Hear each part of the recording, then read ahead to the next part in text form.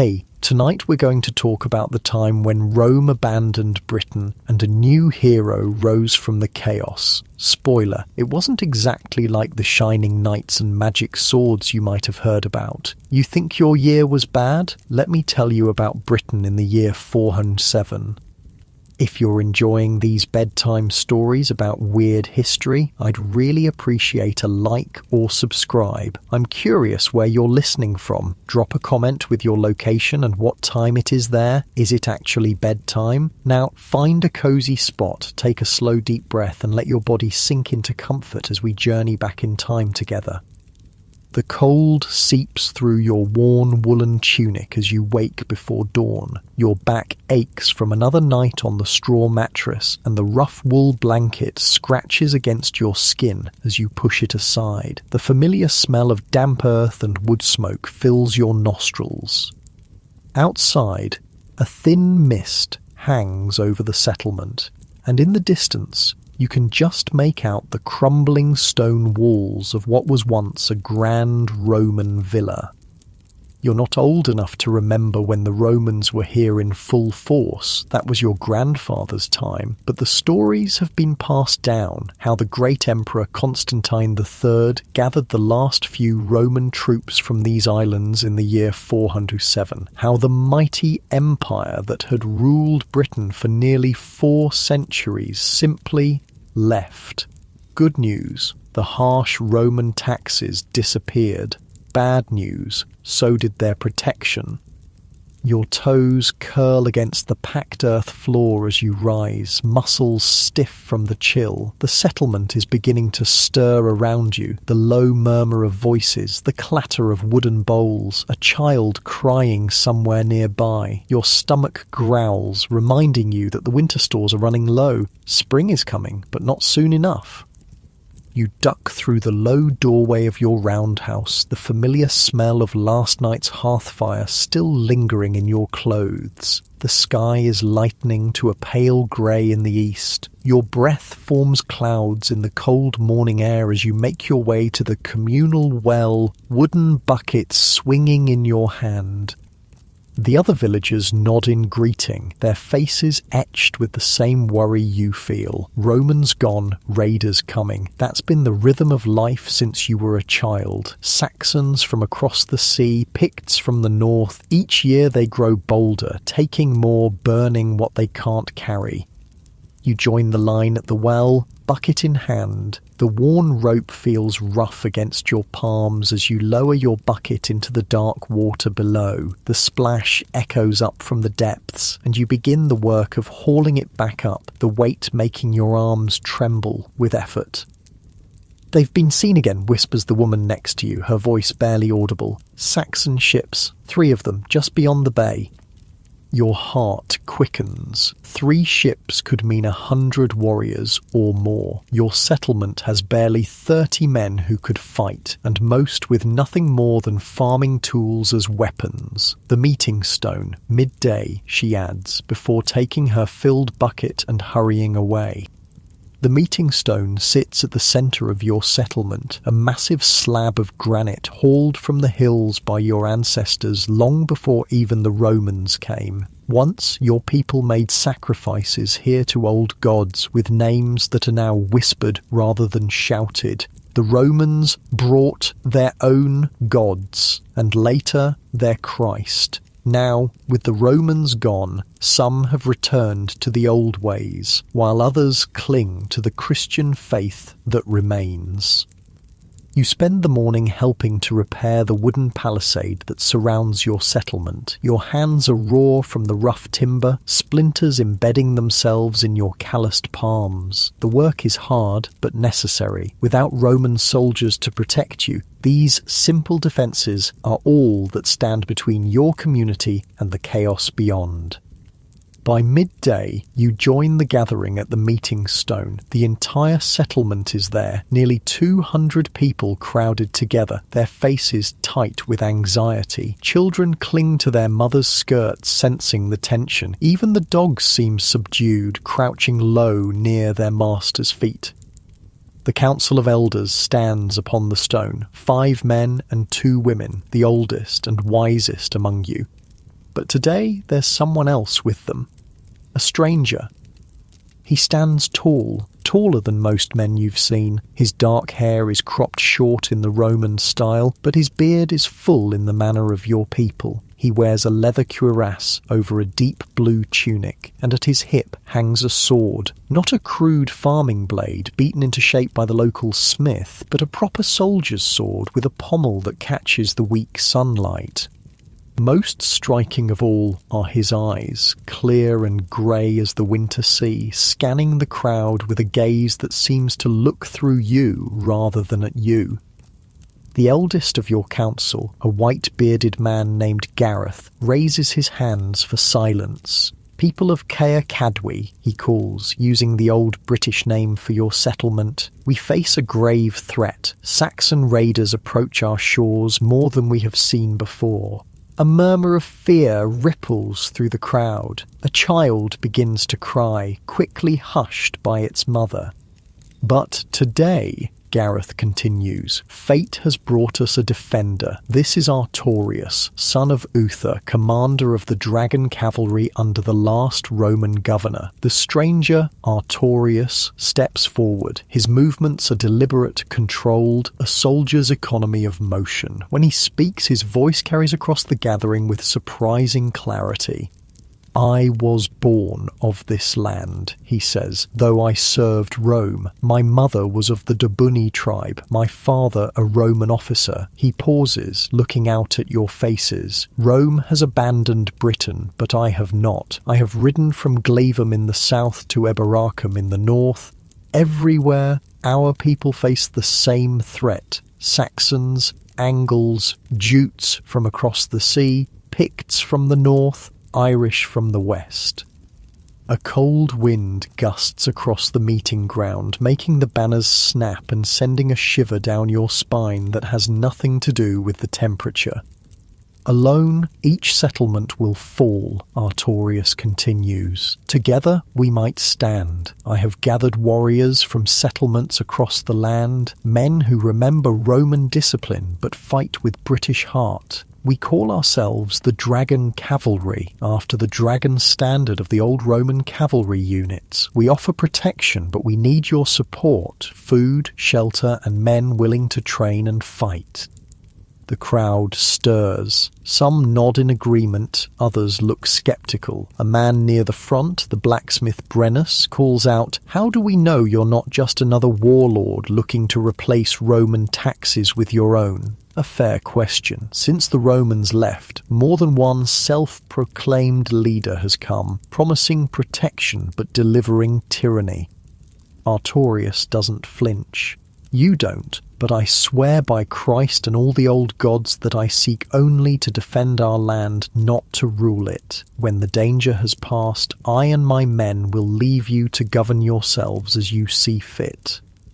He reaches to his side and draws his sword in one fluid motion. The blade gleams, even in the weak light. It's fine Roman steel, far superior to the iron weapons your smiths can forge. Artorius turns the sword and drives it point first into the earth beside the meeting stone. I offer my sword in your defense, he says. Whether you accept is your choice. The council confers in hushed tones while the crowd waits. Finally, Gareth steps forward again. We will provide what you ask, he announces. Food, shelter, and 10 men of fighting age who choose to join you. Artorius nods, pulls his sword from the earth, and sheathes it in one smooth motion. We make camp on the old Roman road, he says. Those who wish to join should come at dawn with whatever weapons they have. We will provide what else is needed. That night, sleep doesn't come easily. You lie on your straw mattress, listening to the wind rattling the thatch above. The settlement buzzes with nervous energy despite the late hour. In the roundhouse next to yours, 2 brothers argue. One wants to join Artorius, the other thinks it folly to trust a stranger. You turn onto your side, pulling the rough blanket tighter around your shoulders. The straw crackles beneath you. Through a gap in the doorway covering, you can see a sliver of night sky, stars glittering coldly. Will Artorias truly protect your people, or is he just another warlord rising from the chaos Rome left behind? Dawn arrives with a pale, watery light filtering through the mist. You rise early, curiosity pulling you toward the old Roman road where Artorias and his men have made camp. The road itself is a marvel, straight as an arrow, paved with stone, cutting through the landscape with the certainty that only Rome could impose on the world. Now weeds grow between the stones, and in places, local farmers have taken blocks for their own buildings. The camp comes into view as you crest a small rise. Your breath catches in your throat. This is no ragged band of desperate men, but a disciplined military force. About 60 warriors are already up and training in the open field beside the road. They move in formation, shields locked together, advancing and retreating at shouted commands. Their shields are oval, painted red with a white dragon device. Not the eagles of Rome, but something new. Something of Britain. Behind them, horses are picketed in neat rows, not the shaggy ponies your people use for farm work, but tall, powerful mounts bred for war. Men groom them, check their hooves, adjust saddles that look different from any you've seen, higher in the front and back, with stirrups hanging down the sides.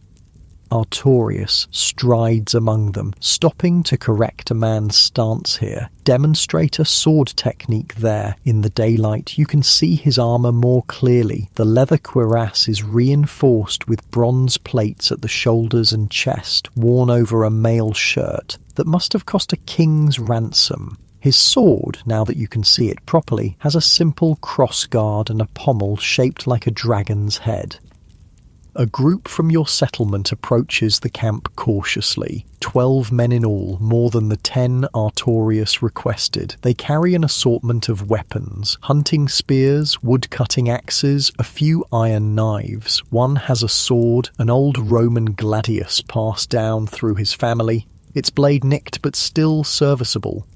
Artorias meets them at the edge of the camp. You're too far away to hear his words, but you see him inspect each man, testing the strength of their arms, looking into their eyes as if measuring their courage. 2 he sends back, a boy who can't be more than 14 and an older man with a limp from an old injury. The rest he welcomes with a clasp of the arm, directing them to a quartermaster who begins issuing equipment. Simple tunics in dark blue, leather caps reinforced with bronze, and small round shields. You watch for hours as Artorias' men drill your neighbours in the basics of warfare, how to stand, how to hold a shield, how to thrust with a spear rather than wildly swinging it. The training is hard, and more than once a man falls, exhausted, only to be pulled back to his feet by one of Artorias' veterans. By midday, they look less like farmers and more like the beginnings of soldiers. As the sun reaches its peak, Artorias calls a halt to the training. The men break formation, moving to a cook fire where a simple meal of porridge and dried meat is being distributed. You're about to turn back to the settlement when you notice Artorias looking in your direction. He raises a hand, beckoning you closer. Your heart pounds as you approach. Up close, Artorias is even more imposing. Scars mark his forearms and one crosses his cheek. Not the marks of a man who directs battles from afar, but one who fights in the front lines. You've been watching since dawn, he says. His voice is deep, but not harsh. Do you wish to join us? You swallow hard. I'm not a warrior, you admit. Neither were they, a week ago, he gestures to his men. Neither was I once. You find that hard to believe, looking at him now. I was raised on a farm near Glevum, he continues, seeing your skepticism. My father was a cavalry officer, yes, but he died when I was young. I learned to plough before I learned to fight. He looks out over the training field. The Saxons don't care if you're a farmer or a soldier. They'll kill you just the same. Better to be a farmer who can fight than one who can only die.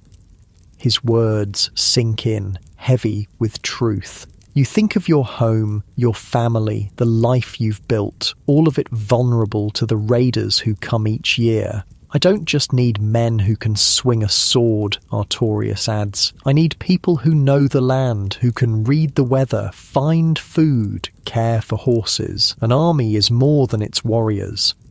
A call comes from the camp. One of Artorius's lieutenants needs his attention. Artorius nods to you. Think on it, he says, then turns and strides away, his blue cloak billowing behind him. That evening, as the sun sets, casting long shadows across your settlement, you sit with your family around the hearth in your roundhouse. The fire crackles, casting dancing light on the wattle and daub walls. Your younger sister serves a thin stew of barley and turnips, stretching the last of the winter stores. Your father, his hands gnarled from years of working the land, breaks the coarse bread and passes it around. Artorius spoke to you, he says. Not a question. News travels fast in a small settlement. You nod, tearing off a piece of bread. It's dense and heavy, nothing like the fine white loaves the Romans once brought. Will you go with him? Your mother asks, her voice quiet but steady. She's survived 3 Saxon raids. The last one left a scar across her shoulder where a Saxon axe nearly took her arm. He says he needs more than just warriors, you reply. People who know the land can find food, care for horses. Your father grunts. Romans always need something. They come, they take, they leave. Even half-Roman generals like this Artorius. The Romans are gone, father, your sister says, surprising you with her boldness. And Artorius is offering protection, not taking taxes. For now, your father mutters, but there's less conviction in his voice than there might have been. He too has seen what happens to settlements that can't defend themselves. That night, sleep comes fitfully. The weight of decision presses down on you like a physical thing. Join Artorius and leave behind everything you know, or stay and hope that your settlement's meagre defences will be enough when the Saxon longships appear on the horizon. You drift into uneasy dreams where Roman roads stretch endlessly through dark forests and dragons fly beneath storm clouds, their scales gleaming red and white in flashes of lightning. Morning arrives with a decision already formed in your mind. You pack quickly: a spare tunic, a leather belt, a wooden bowl and spoon, a flint and steel for making fire, your knife, sharp enough for skinning rabbits but hardly a weapon of war, a small wooden figurine of a horse that your grandfather carved for you when you were a child. Your mother watches from the doorway as you gather your things. She doesn't try to dissuade you. She understands necessity in a way that only those who have survived hardship can. When you're done, she hands you a small leather pouch on a cord. For protection, she says.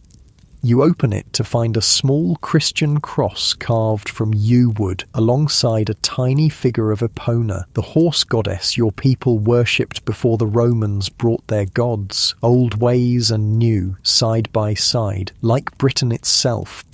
Your father is not there to see you off. He left at dawn to check his trap lines in the forest. His absence speaks volumes. Your sister hugs you fiercely, then pushes something into your hands, a small loaf of bread, still warm from the morning fire, made with the last of the good flour she'd been saving.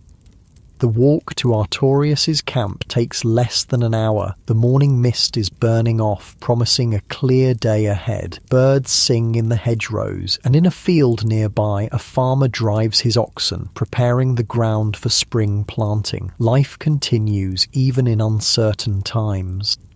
The camp is already bustling when you arrive. Men drill in formation, horses are being groomed and exercised, and smoke rises from cook fires. A group of new recruits, including several from your settlement, stand nervously to one side, awaiting instructions. You join them feeling your heart race with a mixture of fear and excitement. A hard-faced man with a scar running through his left eyebrow looks you and the others over. Artorius takes all who come willingly, he says, his voice gruff. But not all stay. The training is hard, the food poor, and the danger real. If you're looking for glory, you've come to the wrong place. We fight to survive, nothing more. He assigns each of you to different parts of the camp based on your skills. Given your knowledge of local plants and experience caring for your settlement's ponies, you're sent to the horse lines, where a grizzled old cavalryman named Bedwyr takes you under his wing. These aren't farm nags, he tells you, patting the neck of a tall bay stallion. These are war horses, bred from Roman cavalry mounts and native stock. They need special care. He shows you how to check hooves for stones, how to recognise the early signs of lameness, how to adjust the strange new saddles with their high cantles and stirrups. Artorius brought the idea back from his travels east, Bedwyr explains, when you ask about the stirrups. They let a rider stand in the saddle while striking downward. More power in the blow, and they keep you mounted when you hit something. The day passes in a blur of new information and hard work. Your hands, already calloused from farm labour, develop new sore spots from grooming tools and leather straps. By evening, every muscle aches, and you wonder if you've made a terrible mistake. As the sun sets, Artorius himself walks through the camp, speaking briefly with each new recruit. When he reaches you, he nods in recognition. "You came," he says simply. "I did. Bedwyr says you have a good hand with the horses." You shrug, embarrassed by the praise. "I've worked with animals all my life," Artorius nods. "A valuable skill. Many warriors can swing a sword. Few can keep a horse sound during a long campaign." He looks at you thoughtfully. "Do you know the land west of here? The old forest and the marsh beyond?" "Yes," you reply. "I've hunted there since I was a boy." "Good. Tomorrow you'll ride with the scouts. We need to know the land better than our enemies if we're to defend it." Before you can respond, a commotion breaks out at the edge of the camp. A rider gallops in, his horse lathered with sweat, its sides heaving. The man slides from the saddle, nearly falling in his haste. "Saxon ships," he shouts, 5 of them, landing at the bay below Caer Morion. The camp erupts into controlled chaos. Warriors don armour and check weapons. Horses are brought forward, saddles tightened. Artorius strides to the centre of the camp, his voice cutting through the noise. "First and second squadrons, mount up. Third squadron, remain here to guard the camp and continue training the new men." He turns to Bedwyr. "How many of the new recruits can ride?" Bedwyr scans the group, his eyes settling on you. "This one can. He's green but has a good seat." Artorius nods. "Give him the dun mare. She's steady in a fight." He looks at you, his grey eyes intense. "Stay close to Bedwyr. Watch and learn. If we're separated, make for the high ground above the bay. Do you understand?" Your mouth is dry, your heart hammering against your ribs, but you manage to nod. "Yes." "Good." Artorius clasps your shoulder briefly, then turns away, calling orders to his other officers. Bedwyr leads you to a sturdy, dun-coloured mare, already saddled. "She's called Awen," he says, giving you a leg up. "She knows her business better than you do, so trust her instincts." The horse feels enormous beneath you, much larger than the ponies you're used to riding. The saddle is strange, with its high front and back, but the stirrups help you feel secure. Within minutes, 40 riders are assembled, Artorias at their head, mounted on a magnificent white stallion. He wears his full armour now, and on his head is a helmet with cheek guards and a crest of horsehair dyed red. In the fading light, with his blue cloak billowing behind him, he looks like something from another world, half Roman, half something older and wilder. "For Britain!" he shouts, raising his sword. "For Britain!" the warriors echo, their voices a single roar.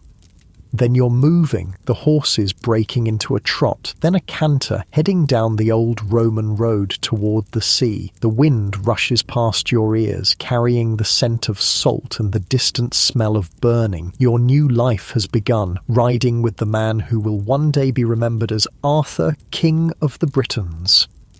The steady rhythm of hooves on the Roman road lulls you into an almost dreamlike state. Despite the urgency of your mission, there's something hypnotic about the movement of the horse beneath you, the synchronized sound of the cavalry column moving as one. Your body aches from the unaccustomed posture, but you find yourself adjusting, mimicking the more experienced riders ahead. The road winds through hills covered in oak and ash, descending gradually toward the coast. As you crest a rise, the smell of smoke grows stronger, and in the distance you can see an orange glow against the darkening sky. Artorias raises his hand, and the column slows to a walk. "Quiet now," Bedwyr murmurs beside you. "Sound carries at night." Ahead, Artorias confers with the scout who brought the news. They speak in hushed tones, pointing toward the glow on the horizon. After a moment, Artorias gestures, and the column divides into two groups. The larger group continues down the road, while Artorias leads your smaller contingent, including you and Bedwyr, onto a narrow track that branches off to the right. "He's leading us around to come at them from behind," Bedwyr explains softly. "The main force will draw their attention while we strike from the rear." Your mouth goes dry at the thought. Until today, you've never even held a proper weapon, and now you're riding into battle with men who've spent their lives training for war.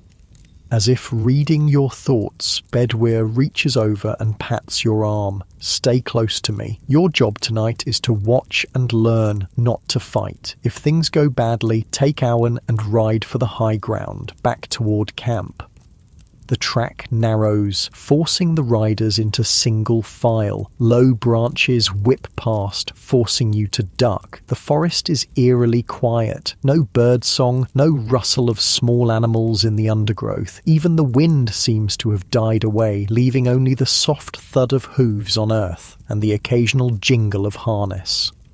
After what feels like hours but is probably less than one, Artorias halts the column. Ahead, the trees thin out, revealing a stretch of open land that slopes down to the sea. In the bay below, illuminated by their own torches and the fires they've set, you can see the Saxons.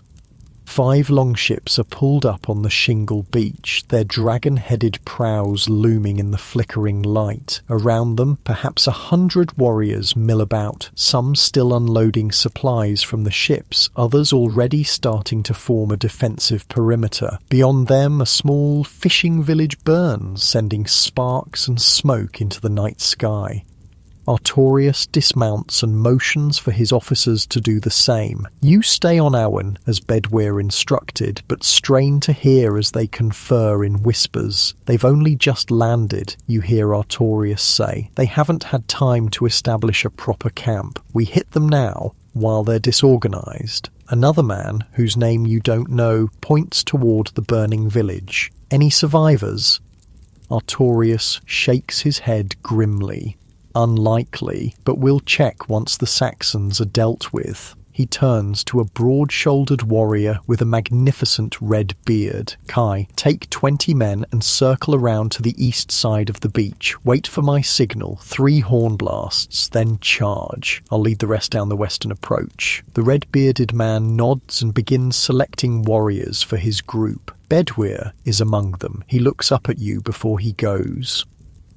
"Stay with the horses," he says firmly. "Keep them calm and ready. If any Saxons break through and come this way, don't try to fight. Just ride. Understand?" You nod, your throat too tight to speak. Bedwyr squeezes your knee once, then leads his horse away, following Kai and the others as they disappear into the darkness. Those remaining tie their horses to trees, leaving you to watch over them. Artorius approaches briefly before he leaves. "Courage," he says simply, looking up at you. In the dim light, his eyes seem to reflect the stars. The first night is always the hardest. Then he's gone, leading his men silently down the slope toward the unsuspecting Saxons. Alone with the horses, time seems to stretch. The animals are restless, sensing the tension in the air. You move among them, stroking necks, murmuring soothing words as your father taught you to do during thunderstorms. Your own heart races, but the familiar task helps steady your nerves. From your position on the ridge, you have a clear view of the bay. The Saxons continue their work, oblivious to the danger closing in from two sides. Their voices carry on the night air, harsh and guttural, punctuated by occasional laughter. They think themselves safe, having destroyed the only settlement nearby. They don't know about Artorius and his dragon cavalry. Suddenly, the night is split by 3 clear notes from a horn. The signal. Even before the echo dies away, war cries erupt from both sides of the beach as Artorius's men charge from their hiding places. The Saxons are caught completely by surprise. Many are cut down before they can even reach for their weapons. Others form hasty defensive circles, back to back, their round shields creating walls of wood and iron. But Artorius's cavalry has the advantage of momentum and higher ground. They crash into the Saxon lines like a wave breaking on rocks. Even from a distance you can pick out Artorius himself, his white horse and red-crested helmet visible in the light of the burning village. He moves through the battle with deadly grace, his sword rising and falling in smooth arcs. Where he goes, Saxon warriors fall. The battle is chaotic, brutal, and mercifully short. The Saxons, though fierce, are outnumbered and outmaneuvered. Some try to flee back to their ships, only to find Kai and his men waiting for them. Others break away, running for the safety of the darkness beyond the beach. A small group of these fleeing warriors, perhaps 5 or 6, are headed in your direction. They haven't seen you yet, but they're coming straight up the track toward the horses. Your heart pounds in your chest as you realize you'll have to move. If you stay, they'll find you. If they find you, you'll die. With shaking hands, you untie Artorius's white stallion and the other officers' mounts. You're about to mount Arwen when you remember Bedwyr's words. If any Saxons break through and come this way, don't try to fight, just ride. But if you ride away now, taking only your own horse, the Saxons will capture the others. Artorius's prized white stallion, the officers' mounts. The dragon cavalry would lose their most valuable horses, all because you fled. Making a split-second decision, you grab a fallen branch, not much of a weapon, but better than nothing, and swing yourself onto Arwen's back. Instead of riding away from the approaching Saxons, you ride parallel to them, staying just inside the tree line where they can't see you. Then, when they're almost level with the tethered horses, you burst from the trees behind them, whooping and hollering as loudly as you can, waving the branch over your head. The Saxons, already frightened and disoriented from the battle, see a mounted figure charging at them from the darkness. They don't stop to count how many riders there are, or to notice that you're armed with nothing more dangerous than a stick. They scatter, running back down the hill toward the beach, and straight into the arms of Artorius's men who are now mopping up the last resistance. Your heart is pounding so hard you think it might burst from your chest. You can't believe what you just did or that it worked. You sit on Arwen, trembling with fear and exhilaration as the sounds of battle below fade into the moans of the wounded and the triumphant calls of Artorius's warriors. After a few minutes, riders approach from below. Bedwyr is in the lead, his face streaked with blood. Whether his own or someone else's, you can't tell in the darkness. "You're alive," he says, sounding genuinely relieved. "We saw Saxons heading this way. They came, you admit, but I scared them off. You don't mention how close you came to simply fleeing." Bedwyr studies you for a moment, then nods approvingly. "Quick thinking. Artorius will be pleased you saved the horses." More riders arrive, leading captured Saxon horses laden with plunder from the village. Among them is Artorius himself, his armour spattered with blood, but his posture still straight and proud. "Casualties?" he asks one of his officers. "3 dead, 7 wounded, 2 seriously," comes the reply. "Saxon losses much heavier, at least 40 dead, twice that captured or wounded. The rest fled into the forest." "They won't get far," Artorius says grimly. "This isn't their land. They don't know the paths or the hiding places." He turns to another officer. "Gawain, take 10 men and search the village for survivors." As the night wears on, you help tend to the wounded, both Artorius's men and the Saxon captives. Your knowledge of healing herbs learned from your mother proves useful. One of Artorius's warriors, a deep cut in his thigh, watches with surprise as you clean his wound with a poultice of yarrow leaves. "Where did you learn that?" he asks through gritted teeth. "My mother," you reply, binding the wound with a strip of clean linen. "She says yarrow stops bleeding and prevents corruption." The warrior grunts. "Smart woman, your mother." Dawn is breaking by the time all the wounded are treated, and the dead, both British and Saxon, are laid out on the beach. Artorius has ordered the Saxon ships burned, their hulls already blackening as flames lick up the sides. The surviving Saxon warriors, about 60 in all, sit under guard, their hands bound behind their backs. Artorius walks among his men, speaking quietly to each one, checking wounds, offering words of praise or comfort. When he reaches you, he stops, studying your face in the growing light. "Bedwyr tells me you saved our horses," he says. "That was brave. Many would have fled." You look down, embarrassed. "I almost did."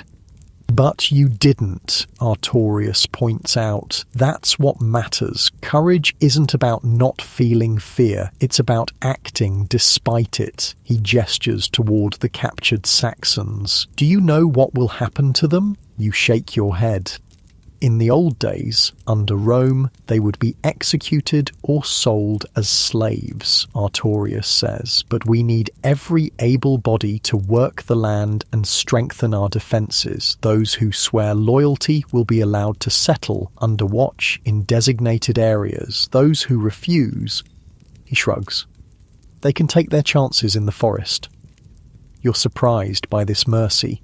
After seeing what the Saxons did to the fishing village, you expected harsher treatment.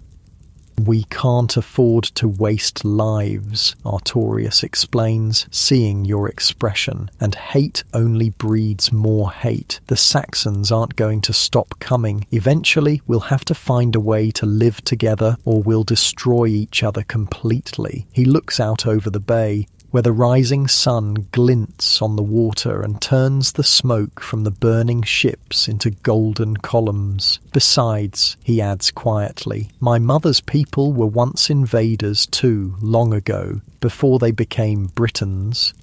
For the first time, you begin to understand why people follow this man. It's not just his skill in battle or his Roman education, it's his vision, a Britain where the old and new can coexist, where enemies might become allies, where something lasting can be built from the ruins Rome left behind.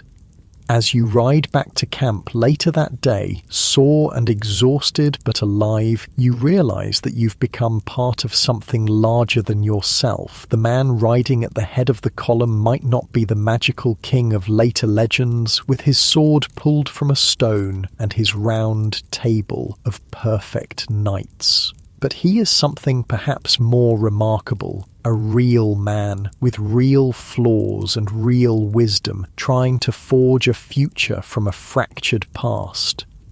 And you, no longer just a farmer's child from a small settlement, have taken your first steps into that future alongside him. Your eyelids grow heavy as the rhythmic swaying of your horse lulls you towards sleep, even as you ride. The events of the night replay in your mind, the terror, the courage, the small victory. Tomorrow will bring new challenges, new lessons in this strange new life you've chosen. But for now, you've survived. For now, that's enough.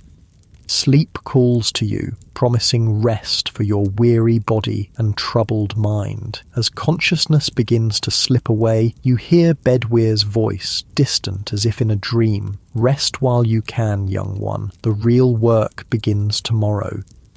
The summer sun beats down on your neck as you ride beside Bedwyr, your eyes scanning the rolling hills ahead. 3 months have passed since that first battle on the beach, and you hardly recognize yourself anymore. Your once soft hands are now calloused and strong, your skin darkened by constant exposure to the elements. The leather jerkin you wear feels like a second skin, and the weight of the short sword at your hip no longer seems strange.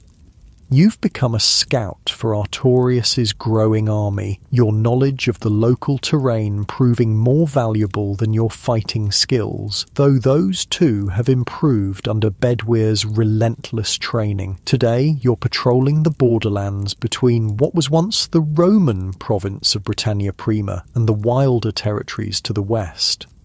"Look there," Bedwyr says quietly, pointing to a distant smudge of smoke rising against the blue sky. Too much for a cooking fire, too little for a burning village. You nod, having learned to read such signs over the past months. Charcoal burners, maybe? Or a small encampment? Let's find out.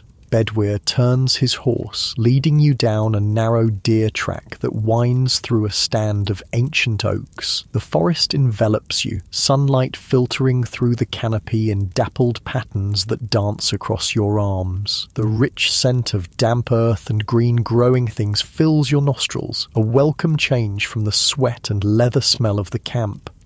As you ride, you reflect on how much has changed since you joined Artorius. The Dragon Cavalry is no longer a small band of warriors, but a force of over 300 mounted fighters, supplemented by twice that number of foot soldiers. Word of Artorius' victories against the Saxon raiders has spread, drawing men from settlements across the old province. They come seeking protection, revenge, or simply a purpose in these uncertain times. What began as a mobile unit has become something more permanent. Artorius established his main camp at an abandoned Roman fort called Vindolanda near the great stone wall the Emperor Hadrian built centuries ago to keep the northern tribes at bay. The fort's stone buildings provide shelter, and its walls offer protection for the growing community of fighters, craftspeople, and families that have gathered there. The smoke grows clearer as you emerge from the forest onto a hillside overlooking a small valley. Below, beside a stream, stands a cluster of wattle and daub huts surrounding a larger wooden structure. People move about between the buildings, tending gardens and animals. Not raiders or soldiers, but ordinary folk trying to carve out a life away from the chaos of the coastlands. Britons, Bedwyr says with relief, not Saxons. You continue down the slope, approaching cautiously nonetheless. These days, strangers of any kind are met with suspicion. As you draw closer, you see a half-dozen men grab spears and form a rough line in front of the settlement. Their weapons are crude, farming tools repurposed for war, but they stand ready to defend their homes. Bedwyr raises his empty hands in the universal gesture of peace. "We come as friends," he calls out in British, the native tongue that the Romans never managed to eradicate despite centuries of occupation. "We ride with Artorius Dux Bellorum." The name produces an immediate reaction. The men lower their spears slightly, and whispered conversations break out among them. Finally, an older man with a grey-streaked beard steps forward. "We've heard of this Artorius," he says cautiously. "They say he fights the Saxon wolves." "He does," Bedwyr confirms, "and we seek others who would join that fight." The man studies you both, his weathered face revealing nothing. "I am Bran," he says finally, "elder of this settlement. Come, break bread with us, and we will speak further." You dismount, leading your horses to a wooden hitching post near the stream. Children peek out from behind huts, watching you with wide, curious eyes. A few of the bolder ones edge closer, reaching out to touch your leather armour and the dragon emblem stitched onto your blue cloak. Inside the large wooden hall, you're seated at a rough-hewn table. A woman brings wooden bowls filled with a thick stew of barley and wild boar, along with dense bread still warm from the hearth. Your stomach growls at the smell. It's been days since you've eaten anything but travel rations of dried meat and hard biscuit. As you eat, Bran explains their situation. "We fled from the eastern shores when the Saxons burned our village last winter. 20 families started the journey. 12 made it here." His voice is matter-of-fact, but the grief behind his words is palpable. "We chose this valley for its spring and good soil, but mostly because it's far from the coast where the raiders land." "No place is truly safe anymore," Bedwyr says grimly. "The Saxons grow bolder each season. They're no longer content with raiding. They seek land to settle." Bran nods, unsurprised. "So we've heard. That's why we've built this hall with thick walls and a strong door, a place to shelter if danger comes." You look around with newfound appreciation. What you took for a simple meeting hall is actually a cleverly designed refuge. The walls are twice as thick as necessary for mere shelter, and the single door is reinforced with iron bands. Small windows set high in the walls would allow defenders to shoot arrows while remaining protected. "You've planned well," you say, impressed by their foresight. Bran shrugs. "We learn or we die. The Romans taught us that much before they abandoned us." Artorius offers another choice, Bedwyr says, "not just hiding and hoping, but standing together against the invaders." "And what does this Artorius want in return?" Bran asks, skepticism clear in his voice. "We have little to give." Food for his army, men who can fight, skills of those who cannot. Artorius builds not just a fighting force, but a community. Bedwyr tears off a piece of bread. He doesn't seek to rule as the Romans did, extracting taxes and bending knees. He seeks allies who will defend their own land alongside him. A younger man at the table leans forward eagerly. Is it true he was trained by the last Roman cavalry, that he rides a white horse and carries a sword that can cut through Saxon mail like cloth? You hide a smile. In just a few months, stories about Artorius have already grown into legends, spreading from settlement to settlement, gaining embellishments with each telling. Artorius was indeed trained in Roman military tactics, Bedwyr answers carefully, and he does ride a white stallion in battle. As for his sword, he glances at you. It's fine steel, well crafted, but its power comes from the arm that wields it, not magic. Bran considers this, running a hand through his beard. How many men does he have? Where are they based? What are his plans for when winter comes? The questions continue through the meal, practical concerns from a man who has already lost one home and won't risk another without good reason. Bedwyr answers honestly, neither exaggerating Artorius's strength nor minimizing the challenges ahead. By the time you've finished eating, the sun has begun its descent toward the western hills. Bran stands, stretching his back.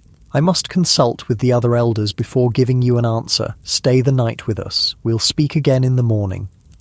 You're given space in a small hut normally used for storing grain. The floor is hard-packed earth covered with fresh straw, but after months of sleeping on the ground during patrols, it feels luxurious. Through the open doorway, you watch as the settlement prepares for evening. Women tend cooking fires while men return from the fields with tools over their shoulders. Children chase each other between the huts, their laughter a reminder of what Artorias fights to protect. An old woman sits outside her dwelling, spinning wool on a drop spindle, her gnarled fingers working with surprising dexterity. In the centre of it all stands the wooden hall, its shadow lengthening as the sun sinks lower. Later, as twilight deepens into true darkness, you join the community in the hall for the evening meal. Tallow candles and a central hearth provide warm, flickering light that turns everything golden. The atmosphere is different now, less guarded, more festive. Someone produces a wooden flute and another brings out a small drum. Music fills the hall and soon people are dancing, their movements quick and light despite the day's labour. You sit beside Bedwyr, watching the celebration. They have so little, you observe quietly, yet they find reason to dance. Bedwyr takes a long drink from his wooden cup. That's why we'll win in the end, he says. The Saxons come for land and plunder. We fight for this. He gestures to the scene before you. Families together, children secure, elders honoured. Home. A young woman approaches, offering you a cup of something that smells strongly of honey and herbs. You accept gratefully, taking a careful sip. The mead is sweet, but carries a surprising kick that warms your chest. It's my grandmother's recipe, she says, seeing your reaction. She says the Romans brought the method, but we improved it with our own herbs. This pattern, Roman foundations adapted to British needs, seems to run through everything in this new world. Artorias himself embodies it, Roman military discipline blended with British determination and knowledge of the land. As the night deepens, the music slows and people begin to drift back to their homes. You're about to return to your sleeping place when Bran approaches. Come, he says, gesturing for you and Bedwyr to follow him outside. The night air is cool against your face after the warmth of the hall. Bran leads you to a small rise just beyond the settlement. Above, the sky is clear, stars scattered like salt across black velvet. In the distance, the landscape is bathed in silver moonlight, revealing rolling hills and dark patches of forest stretching to the horizon. Bran points to a flat-topped hill some distance away. Even in the moonlight, you can make out the geometric shape atop it, the remains of a Roman watchtower. My grandfather helped build that tower, Bran says. He was a stonemason trained by the Romans. He told me that when the last legion left, the commander promised they would return. His voice holds no bitterness, only a deep weariness. For a generation, our people waited, watching the Eastern Sea, but Rome never came back. He turns to face you both. Now this Artorias promises protection. How is he different? What happens when the fighting becomes too hard or a better opportunity arises elsewhere? Artorias is of Britain, Bedwyr says firmly. His mother was of the Dobuni tribe. This is his home, not some distant posting he can abandon. Bran nods slowly. I will send 5 men to see this army of his, to judge for themselves if he is worthy of our trust. If they return satisfied, we will consider an alliance. It's not the immediate commitment Bedwyr had hoped for, but it's a start. You've learned that trust is a rare commodity in these uncertain times, given cautiously and only after careful consideration. As you prepare to sleep, lying on the straw-covered floor of the storage hut, you find yourself thinking about home, the settlement you left behind months ago. Are your parents well? Has your sister married the blacksmith's son as she planned? Do they wonder about you or have news of your deeds with the dragon cavalry reached them? Sleep comes slowly, your mind too full of the past and future to easily surrender to rest. When you finally drift off, your dreams are a jumble of Roman towers, Saxon ships, and Artorias astride his white horse, leading an army that stretches beyond the horizon. Morning arrives, with the crowing of a rooster and the soft murmur of the settlement coming to life. You rise, muscles stiff from the previous day's long ride, and step outside to find Bedwyr already awake, checking the horses. "We leave within the hour," he tells you. "Bran has selected his men. They'll follow a day behind us." You nod, stretching to ease the tightness in your back. The eastern sky is painted in shades of pink and gold, promising another clear day. Nearby, women are already at the communal ovens, preparing the day's bread. The smell makes your stomach growl. After a simple breakfast of porridge sweetened with honey, you saddle your horses and prepare to depart. Bran and several others from the settlement gather to see you off. "Tell Artorius we will consider his offer carefully," Bran says, clasping Bedwyr's arm in farewell. "If he is truly the leader Britain needs in these dark times, he will have our support." "He is," Bedwyr says with quiet confidence. "You'll see." You mount up, settling into the now familiar saddle. As you turn to follow Bedwyr out of the settlement, you notice the young woman who offered you mead the night before, watching from beside one of the huts. She raises a hand in farewell, and you return the gesture, feeling an unexpected pang at leaving.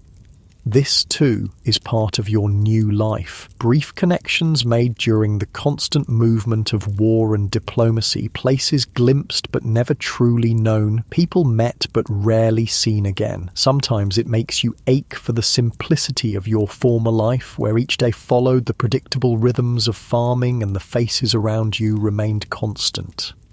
The journey back to Vindolanda takes 3 days, following a different route than the one you came by. Bedwyr uses every opportunity to teach you more about scouting, how to read tracks in soft earth, how to spot signs of human passage that most would miss, how to navigate by sun and stars when landmarks are unfamiliar.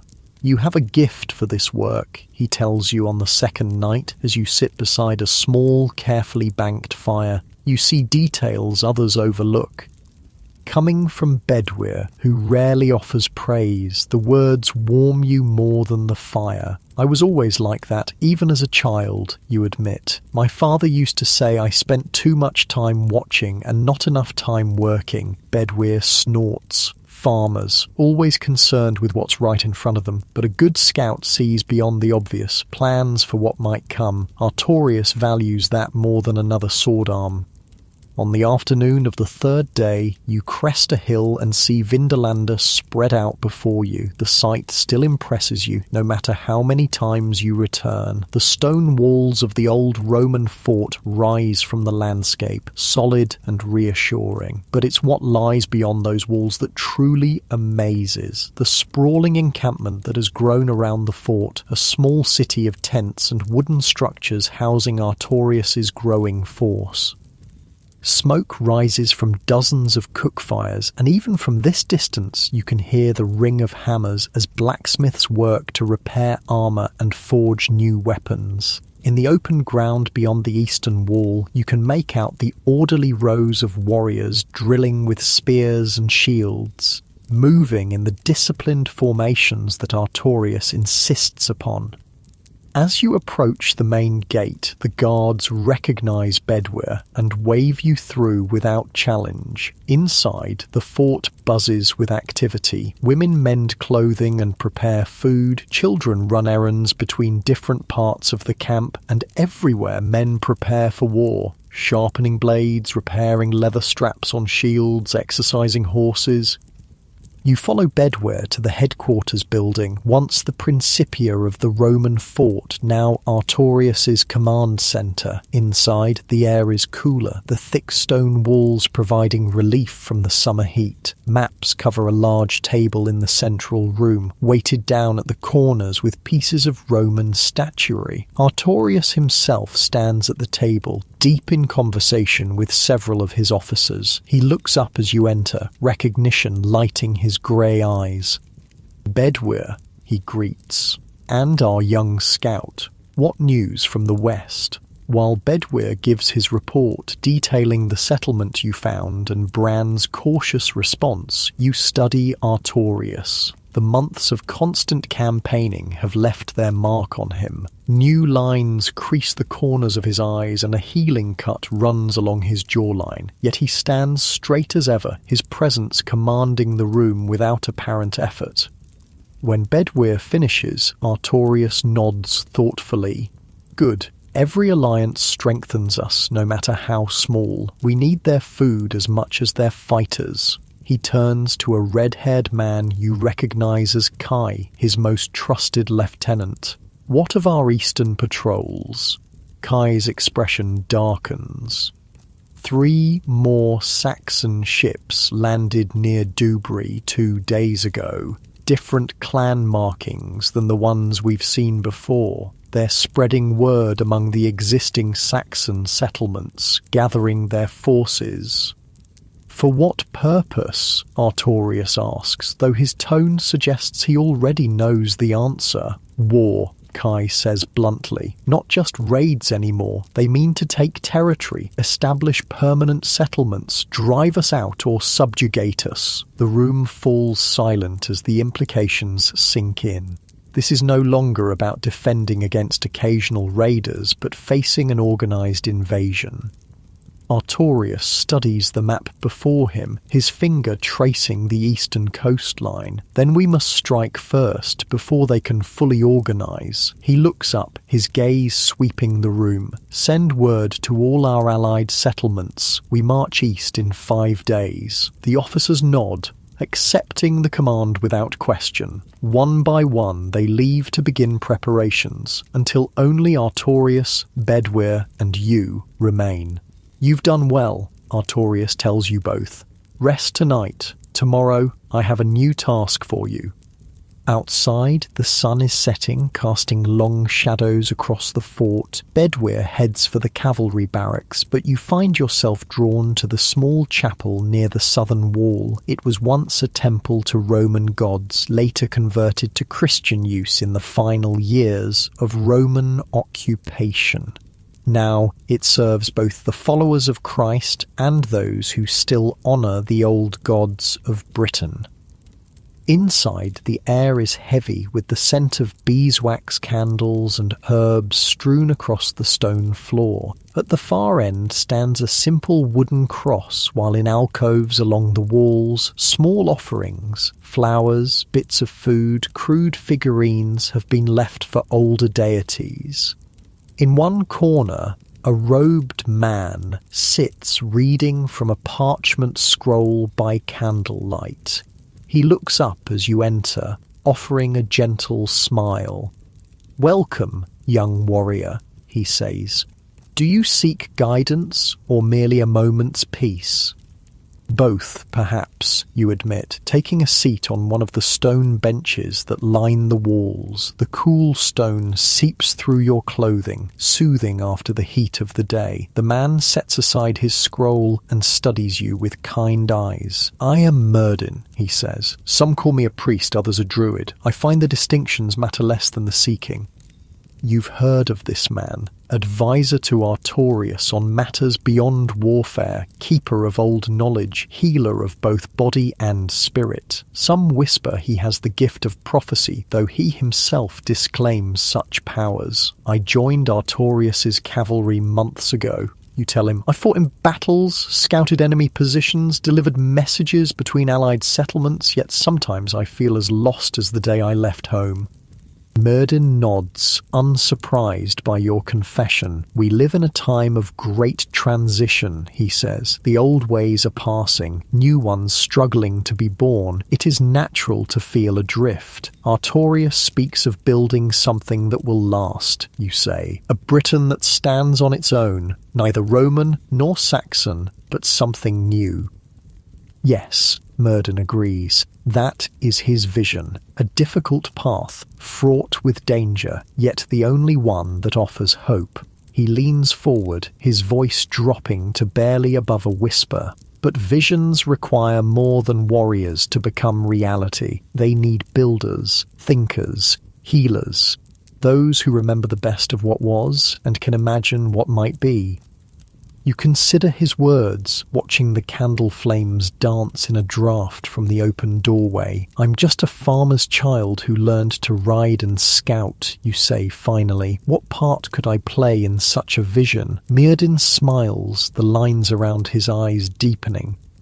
Eyes that see clearly, ears that hear truly, a heart that understands the land and its people.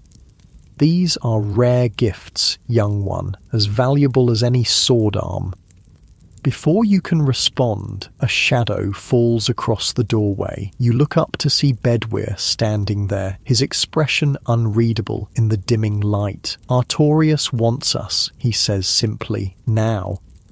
You rise, nodding respectfully to Myrddin before following Bedwyr outside. The fort is quieter now, the day's activities winding down as night settles in. Cooking fires glow in the gathering darkness, and somewhere a woman sings a lullaby in the old British tongue, her voice rising and falling like gentle waves. What's happened? You ask Bedwyr as you hurry toward the headquarters building.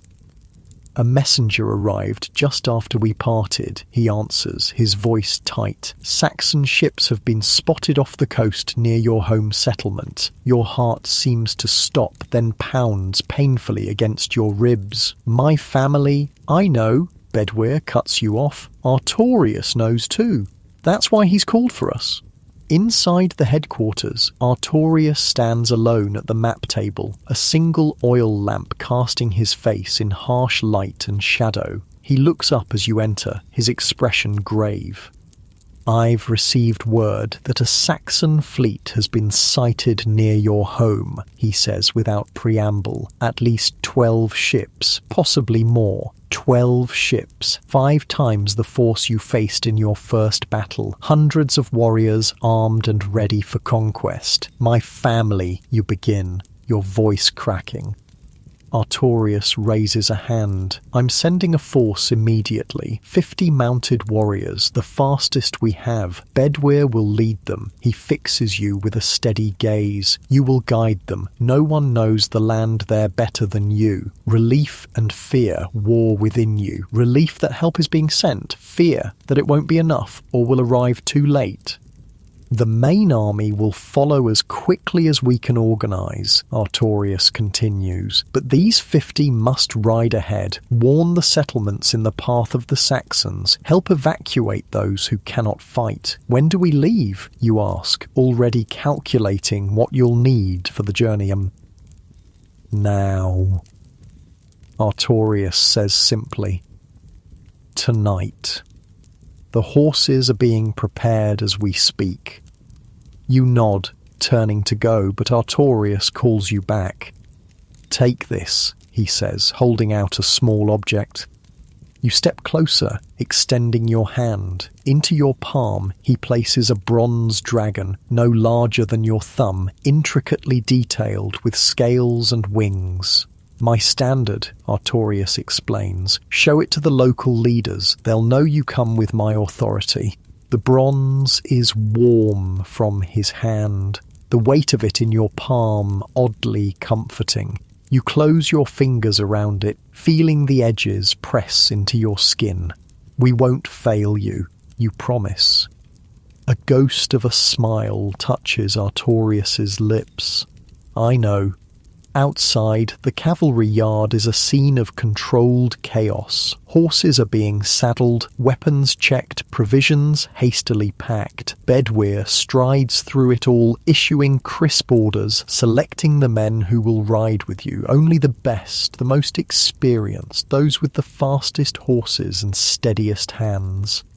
Your own mount, the Dunmare Arwen, is already being prepared, a groom tightening the girth strap on her saddle. She nickers softly when she sees you, nudging your chest with her velvet nose. You stroke her neck, drawing comfort from her solid presence. Within an hour, The force is ready. 50 warriors mounted on the best horses in Artorius' cavalry, each carrying a short bow, a sword, and 3 days' provisions. They wear minimal armor for speed, leather reinforced with bronze at critical points, light helmets that won't exhaust them during the hard ride ahead. Bedwyr gives the order, and as one, the company moves out through the fort's western gate. Beyond the walls, you fall in beside him, taking the lead position. The weight of responsibility settles on your shoulders. These men are following you, trusting your knowledge of the paths and trails that will lead them to your homeland. The moon is high and full, bathing the landscape in silver light, perfect for night riding, but also perfect for Saxon ships navigating coastal waters. You push the thought away, focusing on the immediate task. The horses settle into a steady trot, eating up the miles with ground-covering strides. As you ride, memories of home flood back. The settlement where you grew up, the roundhouse where your family lived, the fields you helped plough and plant each spring. Faces rise in your mind, your father with his weather-lined face and calloused hands, your mother's quiet strength, your sister's quick smile and quicker temper. Are they safe? Have they had warning of the approaching danger?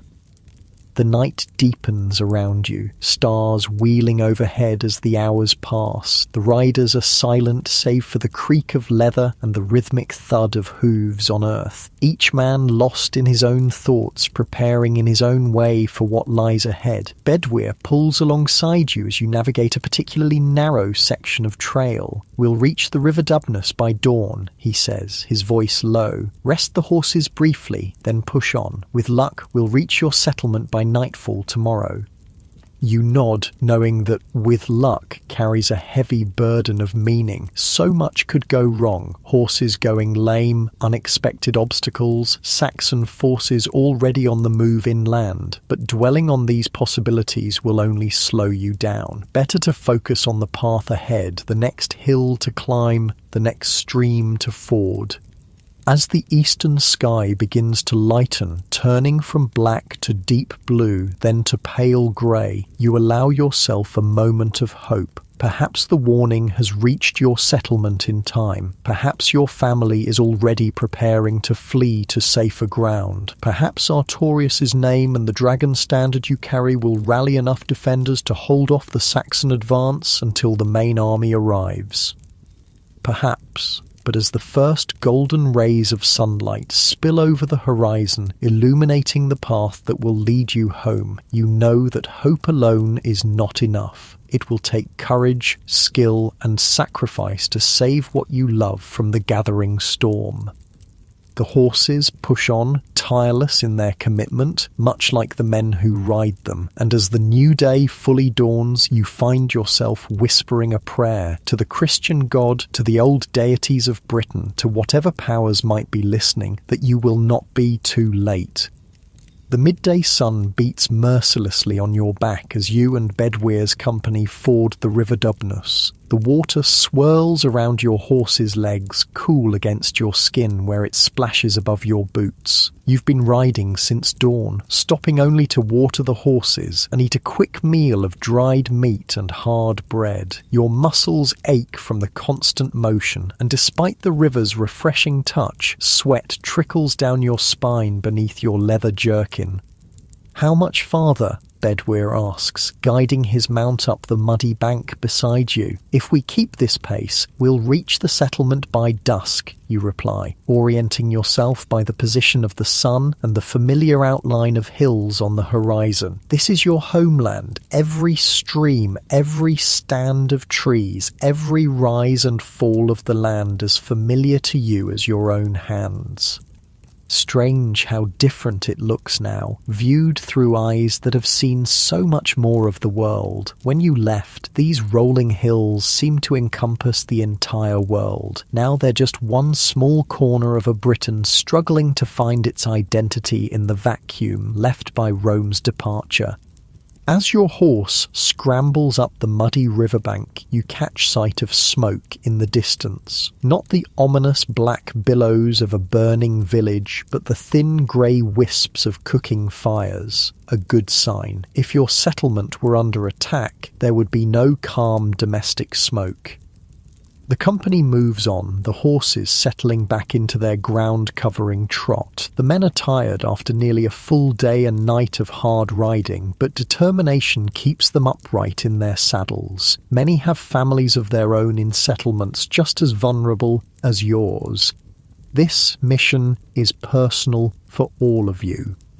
As you crest a hill overlooking a wide valley, you spot a lone figure on horseback galloping toward you from the direction of your settlement. Bedwyr raises his hand and the column comes to a halt, 50 warriors instantly alert, hands moving to sword hilts and bowstrings.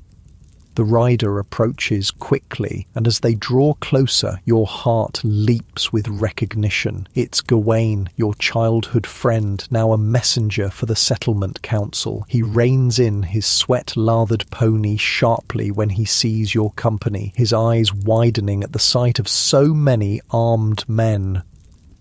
"Is that you?" he calls out, squinting against the sun at your face. Recognition dawns in his expression. "By all the gods, it is you." "Gawain," you acknowledge, nudging Owen forward. "What news from the settlement?" "Saxon ships," he confirms, his face grim. 12 that we've counted, anchored in the bay since yesterday. They've sent scouts to land, but no main force yet. The council sent me to warn the inland settlements and seek help. His eyes move over the mounted warriors behind you. "Seems you've saved me part of the journey." "We ride with Artorius," you explain, noting how Gawain's expression shifts at the name, a mixture of hope and skepticism. "Bedwyr commands this company." You gesture to the scarred warrior beside you. Gawain straightens in his saddle. "The settlement prepares as best it can. The council has ordered the old hill fort cleared and stocked with provisions. Women, children, and the elderly will shelter there when the Saxons attack." The hill fort, of course, built in the time before the Romans came, abandoned during their occupation. The ancient earthworks still crown the highest hill above your settlement. Its ditches and ramparts once kept out tribal enemies. Now they might serve against a new threat. "How many fighting men in the settlement?" Bedwyr asks. "All business." "Perhaps 60 who can hold a spear," Gawain replies. "Another 20 too old or young for proper fighting but willing to try. We have few real weapons. Hunting bows, farming tools, some spears. Only 3 swords in the entire settlement." Bedwyr nods, his expression revealing nothing. "Take us there. We'll need to assess the defences before the Saxons land in force." As you ride, Gawain brings you up to date on your family. Your father lives, though a winter fever left him weakened. Your mother tends the settlement's herb garden, her knowledge of healing plants more valued than ever in these uncertain times. Your sister did indeed marry the blacksmith's son, and they have a child on the way. "They speak of you often," Gawain tells you. "Travellers brought news of the dragon cavalry and their victories against the Saxon raiders. Your father pretends not to care, but I've seen him listening intently when such tales are told around the evening fires." A complicated tangle of emotions tightens your chest. Relief that your family survives, guilt at having left them, pride that news of your deeds has reached them. The familiar landscape rushing past only intensifies these feelings. Each landmark triggers memories. The twisted oak where you played as children, the small stream where your father taught you to fish, the berry patch where you and your sister would compete to fill your baskets on summer days.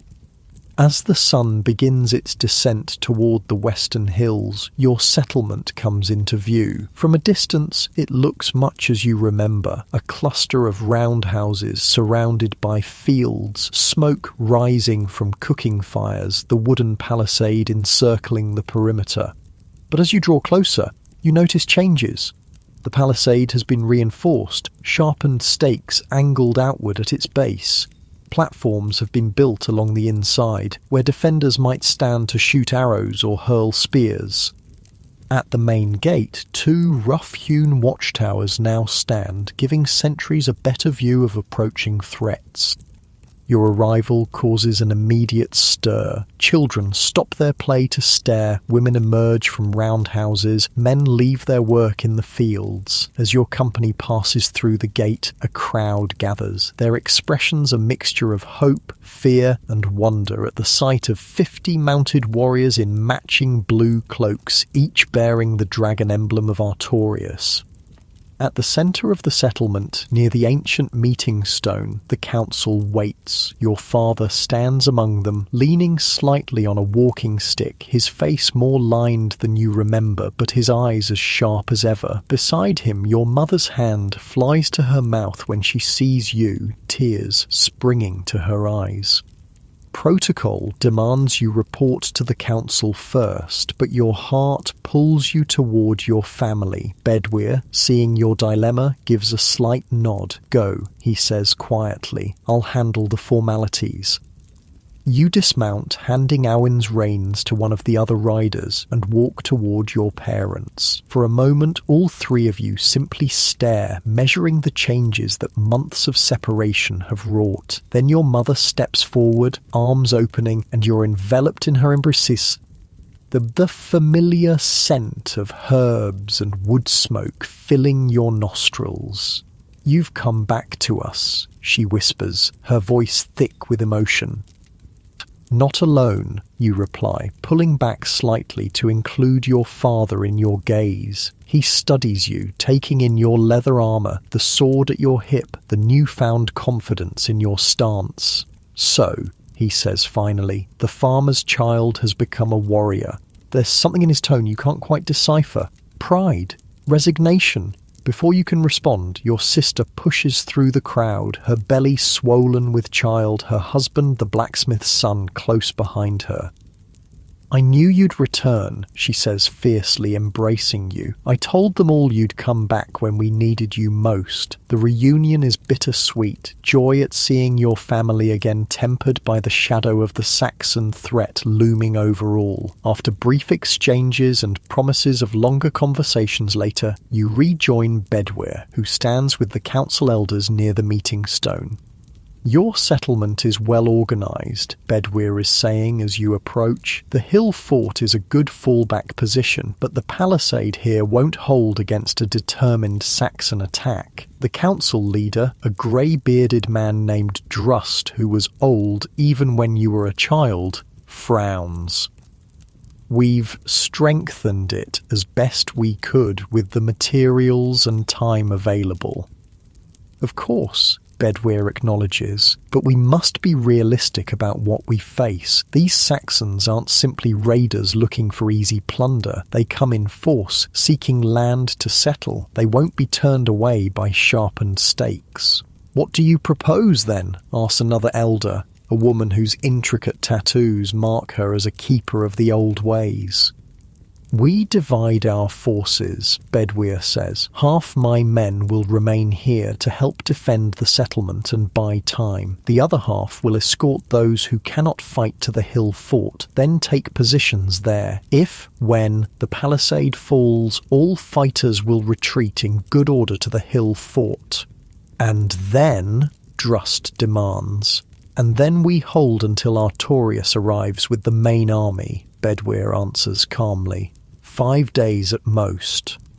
A murmur runs through the crowd that has gathered to listen. 5 days seems an eternity when facing a Saxon warband, yet the alternative, abandoning the settlement immediately, means giving up homes, fields, and stored food without a fight. We will consider your plan, Drust says finally. The council will deliberate tonight. Until then, your men are welcome to our hospitality, such as it is in these troubled times. As the crowd disperses, Bedwyr turns to you. Show me this hill fort, he says. I need to understand its strengths and weaknesses before night falls. You lead Bedwyr and 2 of his officers up the winding path to the ancient hill fort. The climb is steep, making you appreciate why your ancestors chose this spot. Any attacking force would be exhausted before reaching the ramparts and completely exposed to arrows and spears from above during their ascent. The fort itself is a roughly oval enclosure atop the hill, surrounded by concentric rings of ditches and earth banks. Time has softened these defences, but they remain formidable. Inside the enclosure, people from the settlement are already at work, clearing undergrowth, repairing a wooden gatehouse that spans the single entrance, constructing rough shelters against the inner walls.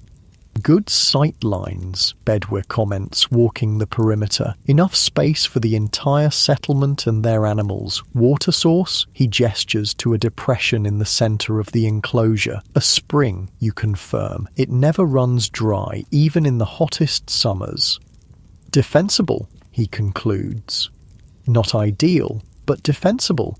If we can hold the Saxons at the settlement long enough to get everyone safely here, we have a chance. As you descend back to the settlement in the gathering dusk, the first stars appearing in the eastern sky, you find yourself torn between hope and dread. You've brought help, yes, but is it enough? 50 warriors, no matter how skilled, against hundreds of Saxon fighters hungry for land and glory.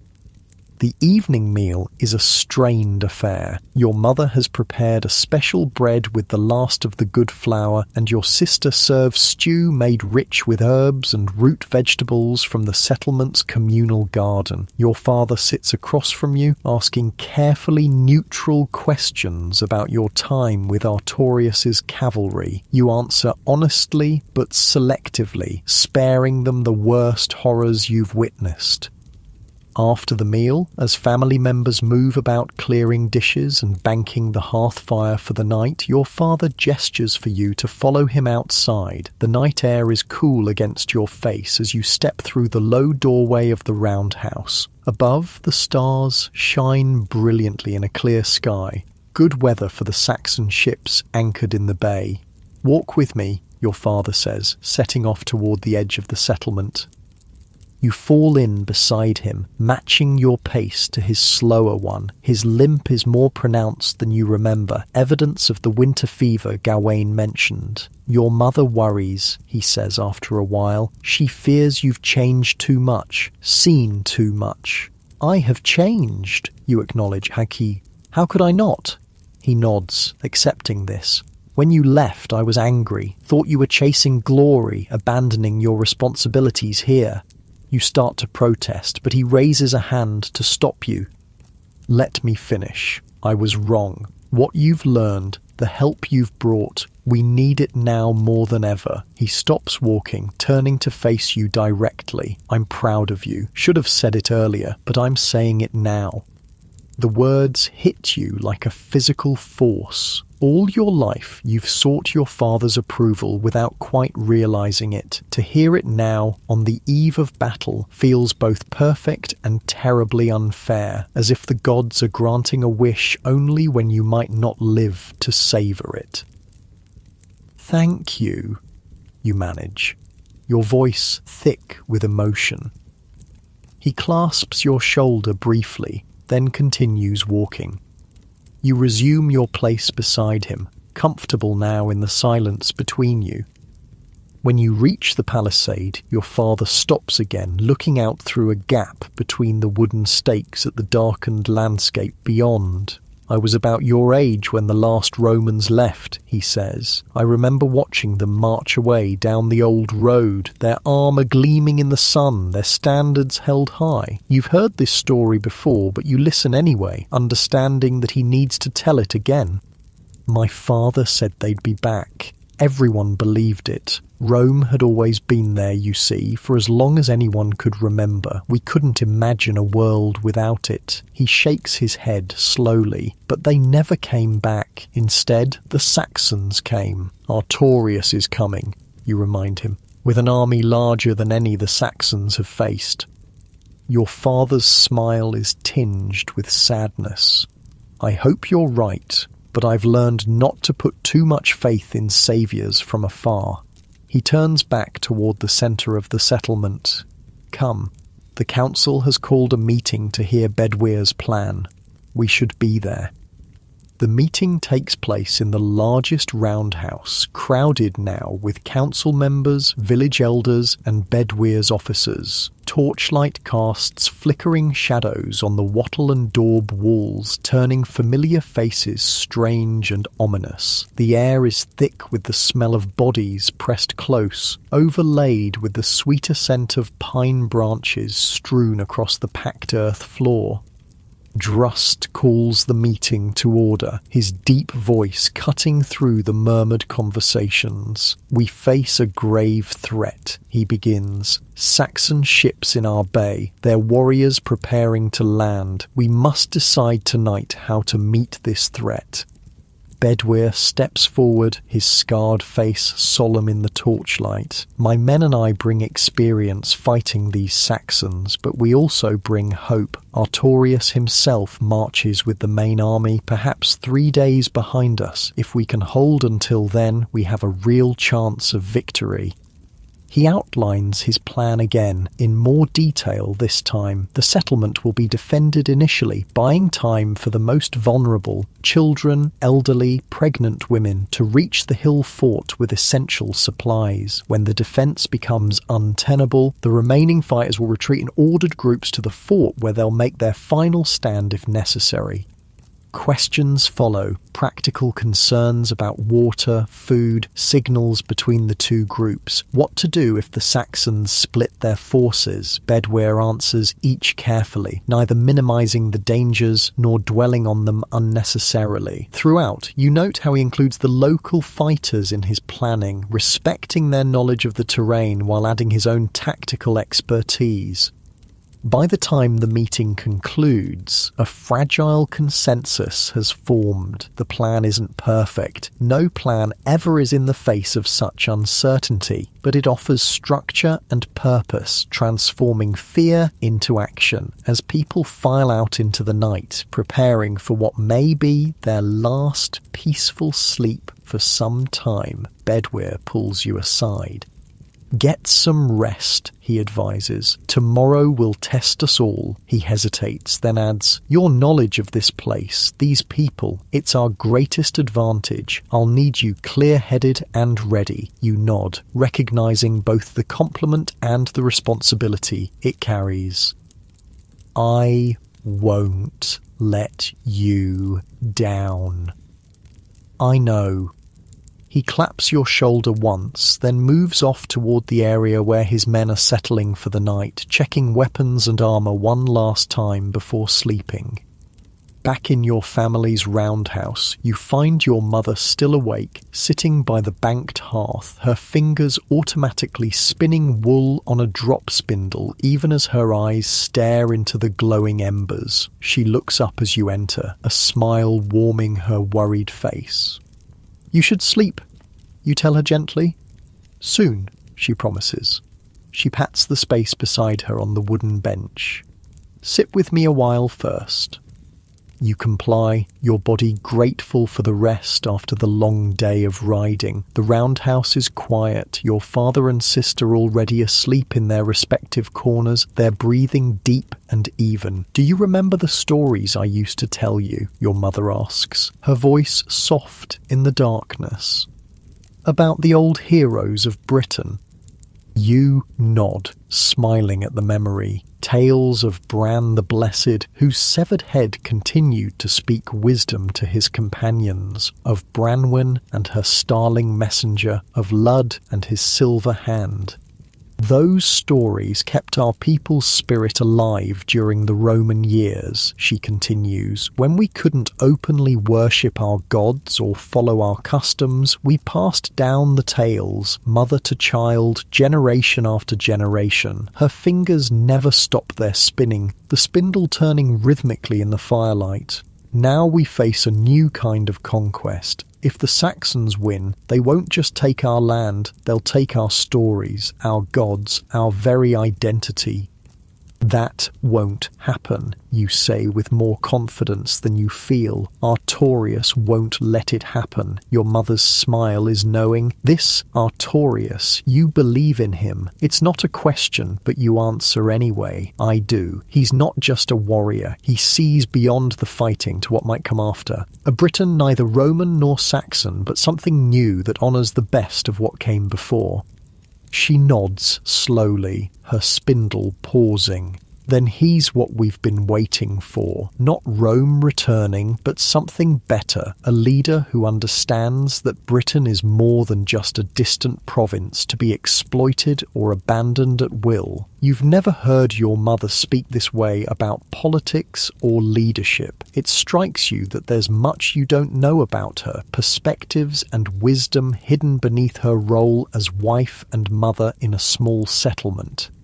Get some sleep, she says, echoing your earlier advice to her. Tomorrow will come soon enough. You retire to your corner of the roundhouse, lying on a straw mattress that feels luxurious after months of sleeping on the ground during campaigns. Despite your exhaustion, sleep comes fitfully. Your mind races with plans, contingencies, worries. What if the Saxons attack before dawn? What if they've already landed their main force without being detected? What if Artorius' army is delayed? When you finally drift off, your dreams are a chaotic blend of past and present. Saxon warriors with the faces of childhood friends, Artorius riding his white horse through the streets of Rome, your sister giving birth in the midst of battle, your father standing alone on the palisade, as enemy ships fill the horizon. You wake before dawn to the sound of a horn, 3 short blasts, the signal Bedwyr arranged with the sentries to indicate immediate danger. Instantly alert, you reach for your sword and belt, securing them as you rise. Around you, your family is also waking, confusion giving way to fear as the horn sounds again. Outside, the settlement is already in motion. People rush to follow the evacuation plan established the night before, gathering essential supplies, helping the elderly, organising children into groups. Bedwyr's warriors are a steady presence amid the chaos, their calm efficiency providing a framework for the civilians' activities. You spot Bedwyr near the main gate, conferring with the sentries who sounded the alarm. His expression is grim as you approach. Saxon longboats heading for the shore, he reports. At least 20 packed with warriors. They'll be on land within the hour. 20 boats, each carrying perhaps 30 fighters. 600 Saxon warriors against your settlement's 60 fighting men and Bedwyr's 50 cavalry. The odds are even worse than you feared. The evacuation, you ask?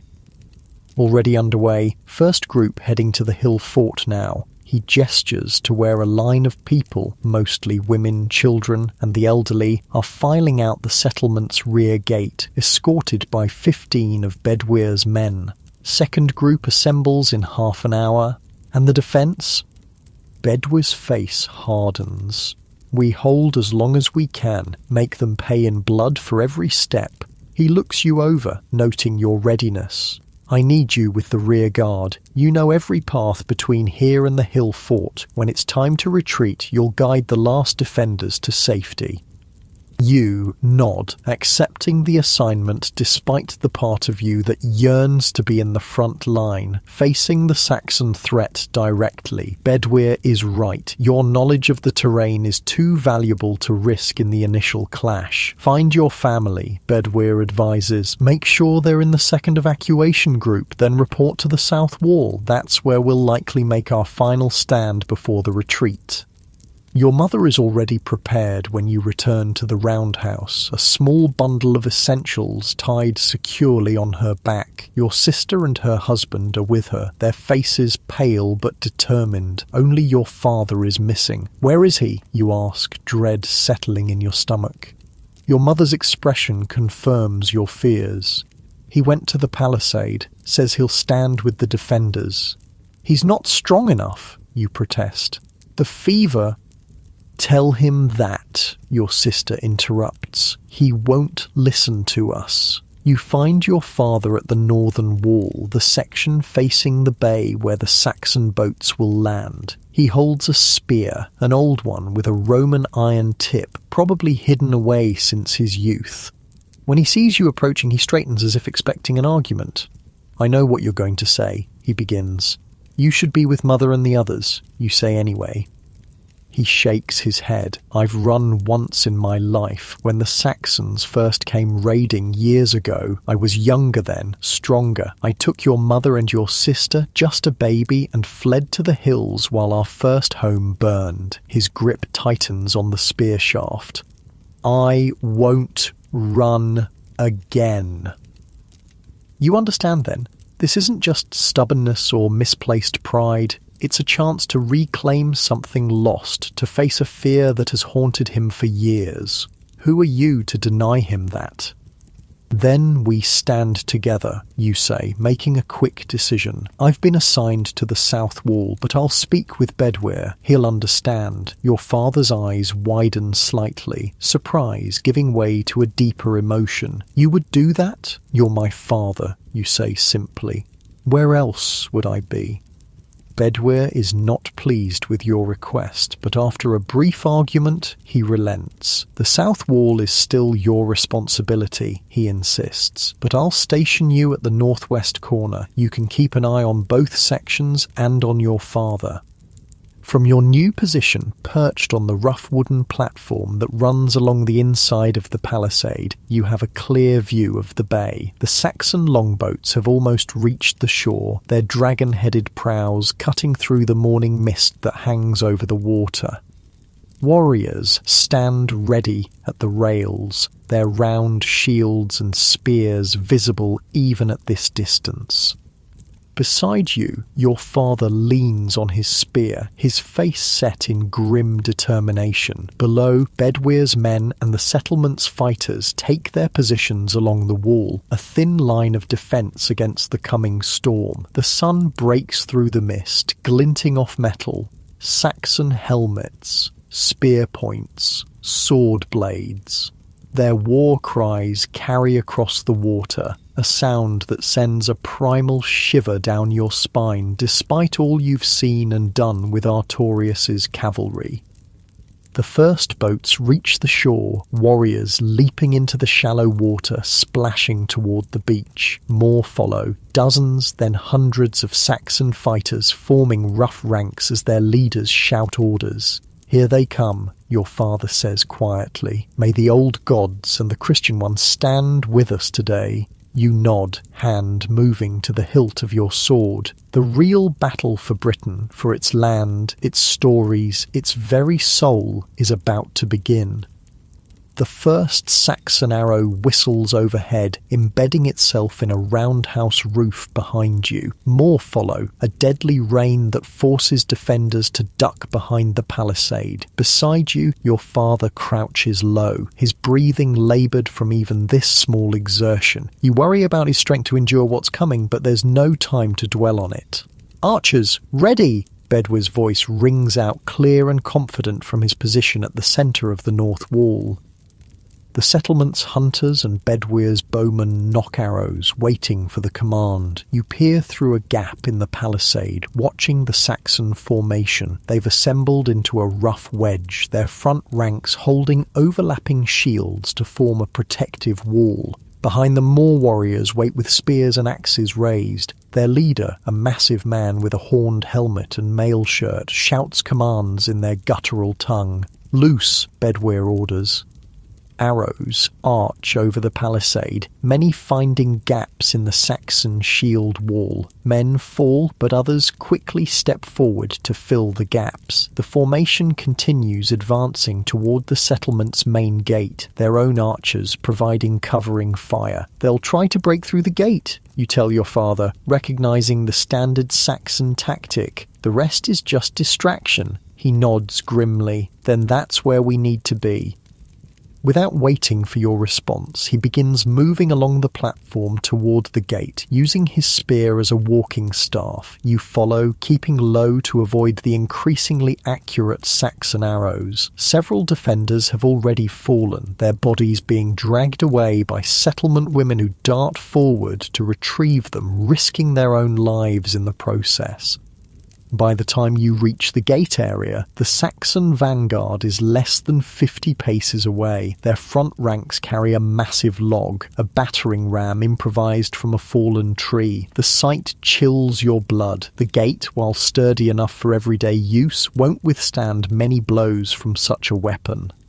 Bedwyr has anticipated this. His best warriors, dismounted but still formidable in their leather and bronze armour, form a second line of defence behind the gate. Among them stands Kai, Artorius' red-bearded lieutenant who arrived just before dawn with 10 additional riders. "Protect the hinges!" Kai orders, pointing to the vulnerable joints where the gate connects to the palisade wall. "When the wood begins to splinter, fall back to position 2. Your father takes a place among the settlement's defenders atop the wall near the gate. You join him, drawing your sword, its weight now familiar and reassuring in your hand. Below, the remaining women, children, and elderly who weren't in the first evacuation group are being hurried toward the rear gate, escorted by a handful of Bedwyr's men. Among them, you spot your mother and sister, looking back anxiously before disappearing around a cluster of roundhouses. The first impact of the battering ram against the gate sends a shudder through the entire palisade. Wood creaks and groans under the assault. A second blow follows quickly, and you hear the ominous crack of splitting timber. "Steady!" Bedwyr calls from his position near the gate. "Archers, target the men with the ram." Another volley of arrows rains down on the Saxons. Several of the warriors holding the battering ram fall, but others immediately take their places. The assault continues relentlessly, each impact more damaging than the last. On the fifth blow, something gives way with a sickening crack. The gate doesn't collapse entirely, but it sags inward, timbers splintered, one hinge partially torn from its mounting. "Fall back to position 2, Kai orders. The defenders on the ground retreat to a hastily constructed barricade of overturned carts and furniture that blocks the main path into the settlement. Those of you on the wall remain, raining down spears and arrows on the Saxons as they continue their assault on the failing gate. Your father hurls his Roman-tipped spear with surprising strength, catching a Saxon warrior in the shoulder. The man falls back, screaming, only to be trampled by his eager comrades pressing forward. The sixth blow shatters the gate. Broken timbers crash inward, and Saxon warriors pour through the opening like water through a broken dam. They're met by Kai and his men at the barricade, the clash of weapons and shields creating a deafening cacophony in the confined space. "Now we go," you tell your father, seeing Saxons already beginning to climb the palisade on either side of the broken gate. "To the south wall, as planned."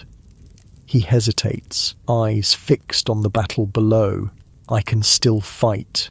"And you will," you assure him, "at the hill fort. That's where we'll make our final stand." After a moment's hesitation, he nods, allowing you to guide him along the walkway toward the south wall.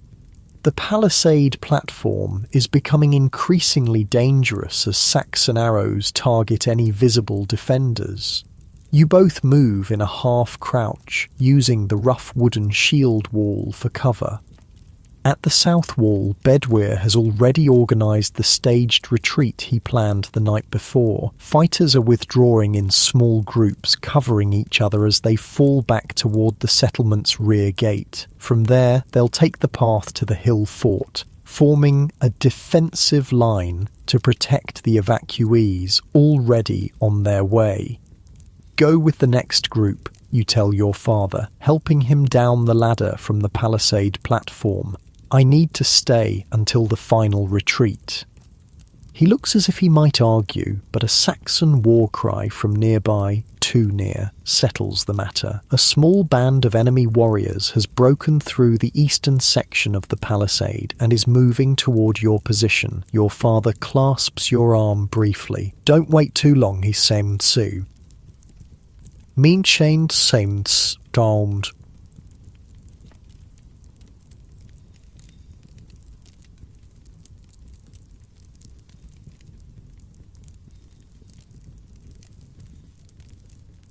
Joins a group of defenders preparing to withdraw.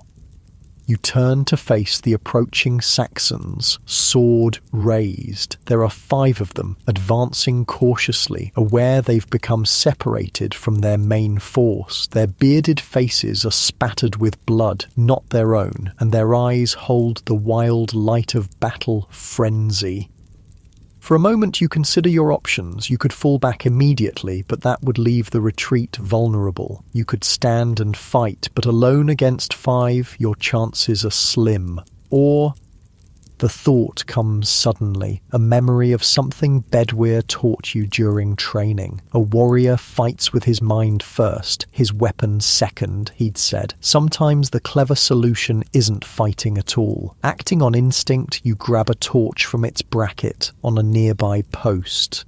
The Saxons hesitate, confused by this odd behaviour. Before they can react, you hurl the torch onto the thatched roof of the nearest roundhouse.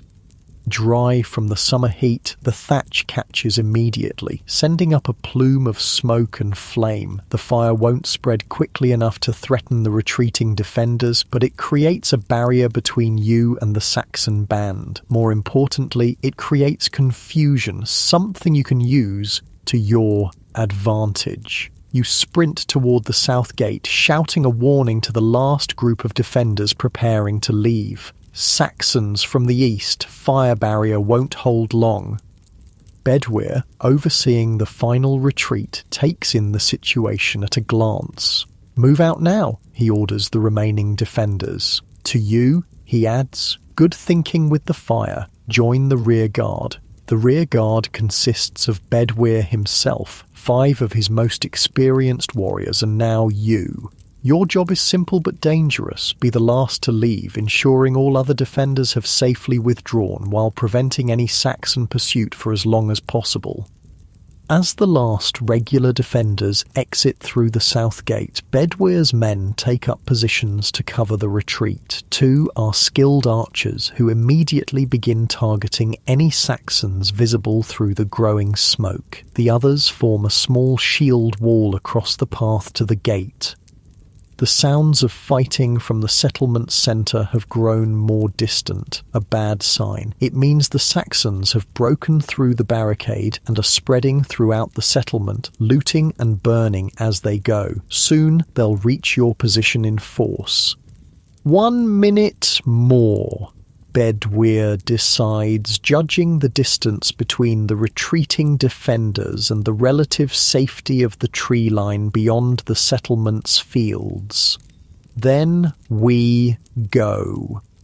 That minute stretches like an eternity. The smoke from the burning roundhouse has thickened, carried by the wind across the southern section of the settlement. Through swirling grey clouds, you catch glimpses of Saxon warriors moving from house to house. They haven't spotted your small group yet, but it's only a matter of time.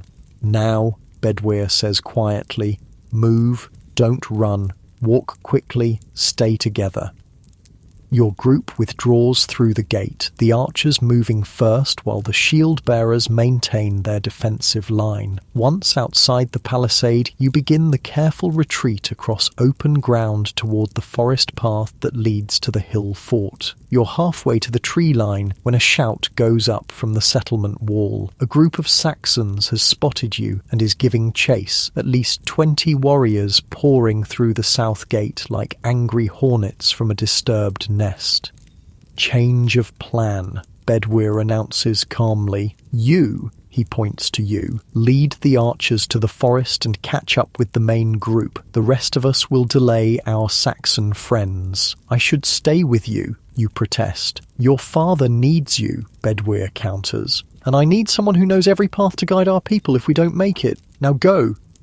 There's no time to argue. With a last glance at Bedwyr, his scarred face set in grim determination, sword already drawn, you lead the two archers toward the forest at a run. Behind you, Bedwyr and his 3 warriors form a line, bracing to meet the Saxon charge.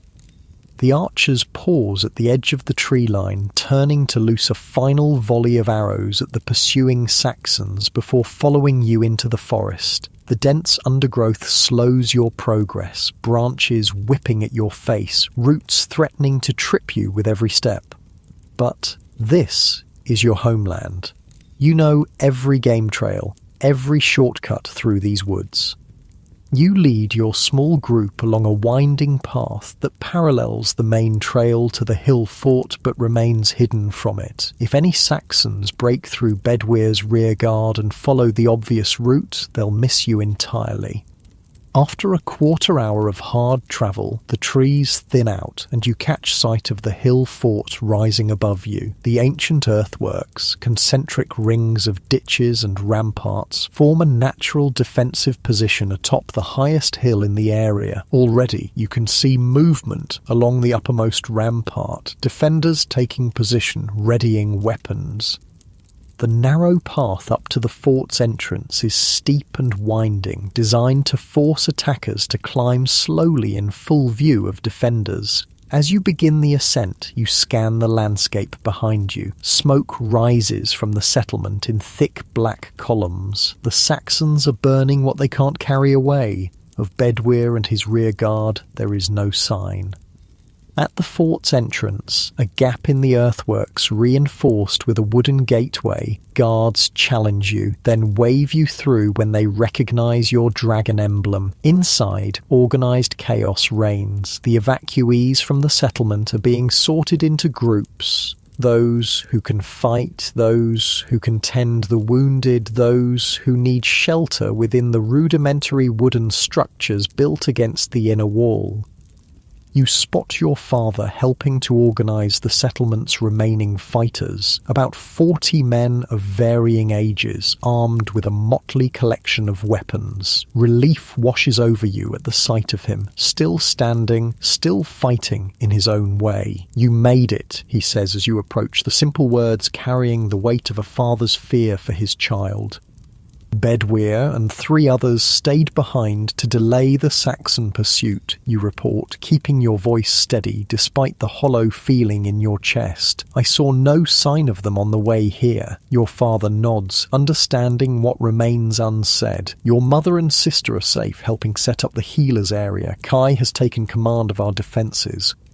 As if summoned by his name, Artorius's red-bearded lieutenant appears, his armour dusty but intact. Good, you've arrived, he says briskly. I need scouts on the outer rampart. You know what to look for. Saxon movements, their numbers, whether they're preparing for an immediate assault or settling in for a siege. You nod, grateful for the assignment. Action is better than waiting, wondering about Bedwyr's fate or how long the hill fort can hold against a determined Saxon force.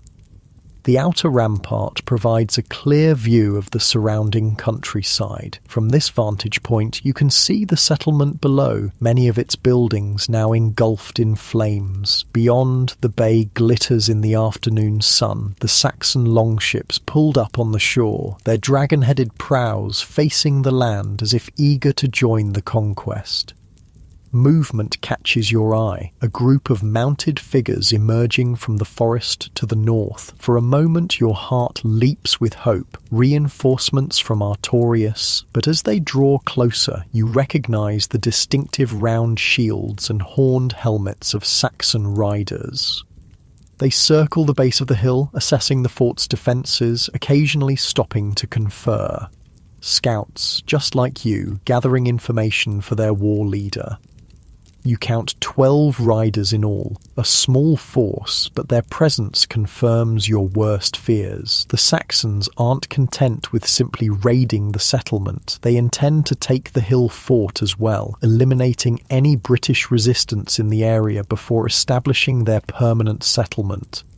As you continue your surveillance, a flicker of movement from the forest edge draws your attention. At first, you think it might be deer or wild boar disturbed by the fighting. Then you make out the unmistakable silhouette of a man moving with deliberate stealth between the trees. You narrow your eyes, focusing on the figure. He wears a blue cloak, now torn and muddy, and moves with a slight limp. Bedwyr. The realization sends a surge of relief through you. He's alive, making his way toward the hill fort by a circuitous route to avoid the Saxon patrols. Without hesitation, you scramble down from your observation post and find Kai, reporting what you've seen. "How far?" he asks immediately. "Half a mile, approaching from the west," you reply, moving carefully, but the Saxon riders are patrolling that area. He'll need cover to reach the fort safely. Kai nods, quickly formulating a plan. Take 5 archers to the western rampart. When Bedwyr makes his move for the hill, provide covering fire. I'll have a sortie ready to rush out and bring him in if necessary. The western rampart offers a clear view of Bedwyr's approach route. You position the archers at intervals, instructing them to target the Saxon riders if they threaten Bedwyr's path to safety. Then you settle in to wait, watching the tree line for any sign of movement. The sun has begun its descent toward the western horizon, casting long shadows across the landscape. When you finally spot Bedwyr again, he's closer now, crouched in a shallow gully that runs part way up the hillside. He remains still, presumably waiting for the Saxon patrol to pass. Before making his final dash to the fort, you signal the archers to be ready. Below, at the fort's entrance, Kai and a group of warriors prepare to provide support if needed. The Saxon patrol appears, 6 riders moving slowly along the base of the hill, their attention focused on the fort above rather than the gully beside them. They pass Bedwyr's position without noticing him, continuing around to the eastern side of the hill. This is his chance. Bedwyr seems to realise it too, emerging from the gully and beginning a crouching run up the steep slope toward the fort. He's made it perhaps halfway when a shout goes up. One of the Saxon riders has turned back and spotted him. "Archers," you command, "target the rider." Arrows whistle through the air, most falling short of the rapidly moving horseman, but one strikes home. The Saxon tumbles from his saddle with a cry that alerts his companions. The remaining 5 riders wheel around, spurring their mounts toward Bedwyr's exposed position. "Now, Kai!" you shout down to the gate party. Kai and his warriors burst from the fort's entrance, rushing down the path to intercept the Saxon riders before they can reach Bedwyr. The archers continue firing, forcing the Saxons to raise their shields, slowing their advance. Bedwyr, seeing the support coming, abandons stealth for speed, sprinting directly up the hillside despite his obvious exhaustion and injuries. 2 Saxon riders break through, bearing down on him with spears levelled. He dives to one side, avoiding the first rider's thrust, but the second catches him a glancing blow that sends him rolling down the slope. Without thinking, you vault over the rampart, sliding and scrambling down the steep outer face of the earthwork. The drop is further than you anticipated, and you land hard, pain shooting through your ankle. Ignoring it, you draw your sword and rush toward Bedwyr, who has regained his feet but stands swaying, clearly dazed from the fall. The Saxon riders circle back, preparing for another charge. One breaks off to deal with Kai's approaching party, but the other focuses on Bedwyr, seeing wounded prey. The rider lowers his spear, urging his horse forward. You throw yourself between them, sword raised in a desperate parry. The impact of spear on sword sends shocks up your arm, nearly tearing the weapon from your grasp. The Saxon rider curses, drawing his own sword as he wheels his horse around for another pass. Bedwyr has recovered enough to stand steadier, his own sword now in hand. Together, he gasps, moving to stand back to back with you as a second rider joins the first, circling like wolves around wounded deer. The first Saxon charges again, his horse's hooves thundering on the hard ground. You brace yourself, sword held in both hands. At the last possible moment, Bedwyr shouts, "Now!" and you both dive in opposite directions. The rider, committed to his charge, cannot adjust in time. His horse gallops between you, exposing his flank. Bedwyr's sword flashes up, hamstringing the animal. Horse and rider crash to the ground in a tangle of thrashing limbs and curses. The second Saxon, seeing his companion fall, hesitates just long enough for Kai and his warriors to reach you. Outnumbered, the rider retreats, galloping back to join the rest of the patrol, who have also withdrawn to a safe distance. "Can you walk?" Kai asks Bedwyr, eyeing the bloodstain spreading on his blue cloak. "I'll manage," Bedwyr grunts, though his face is pale beneath the dirt and blood. "What of the others?" "Dead," Kai says simply. "You're the only one who made it." Something passes across Bedwyr's face. Grief, guilt, anger, before he masters it. Then their sacrifice will not be wasted. We hold until Artorius comes. The climb back to the fort is slow and painful. Bedwyr leans heavily on you, each step clearly agony for him. The spear that struck him tore through his leather armour just below the ribs on his left side. Not immediately fatal, but dangerous if infection sets in. Inside the fort, Bedwyr is immediately taken to the healers area, where your mother and other settlement women tend to the wounded. You follow, concerned for his condition, but Kai stops you with a hand on your shoulder. "He'll be cared for," the red-bearded warrior assures you. "I need you elsewhere. The Saxons are gathering for an assault before nightfall. Every sword arm is needed on the ramparts." Indeed, looking back toward the settlement, you can see a large force of Saxon warriors assembling at the base of the hill. Their leader, the massive man in the horned helmet, strides among them, gesturing toward the fort, clearly organizing an attack. "How many?" you ask, though you dread the answer. 400, perhaps more, Kai replies grimly. They've left some to secure the settlement, but their war leader wants this finished before dark. You do a quick mental calculation. The fort has perhaps 100 defenders all told, including Bedwyr's remaining warriors, the settlement's fighting men, and those women who have chosen to take up arms. Many are wounded, exhausted, or poorly equipped. Against a Saxon force 4 times their size, led by experienced warriors, the outlook is bleak. Kai seems to read your thoughts. "We don't need to defeat them," he reminds you. "Only hold until Artorius arrives. One day, perhaps 2. You nod, pushing aside your doubts. One day, you can hold for one day. Your father finds you as you take your position on the southeastern rampart, where the first Saxon assault is likely to come. He carries a new spear, not the fine Roman-tipped one he lost in the settlement, but a cruder weapon with an iron head forged by the settlement's blacksmith.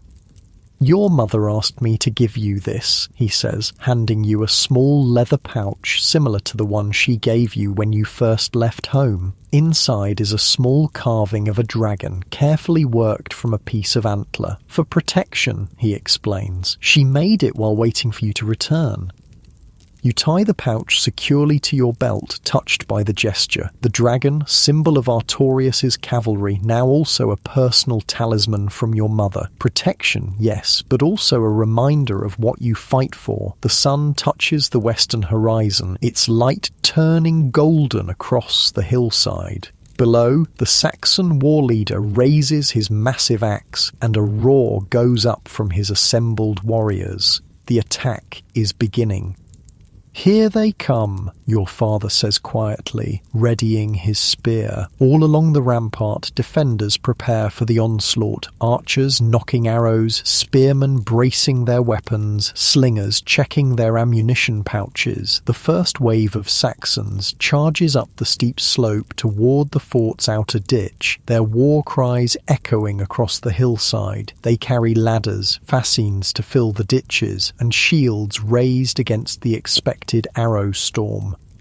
"Archers!" Kai's voice rings out from his position at the centre of the rampart. "Loose!" Arrows rain down on the attacking Saxons, dropping many, but more press forward. They reach the first ditch, throwing in their fascines, bundles of sticks and brush, to create crossing points. Some fall to arrows or slingstones, but others make it across, advancing to the outer rampart. "Stand ready," Kai calls as the first Saxon ladders appear against the earthwork.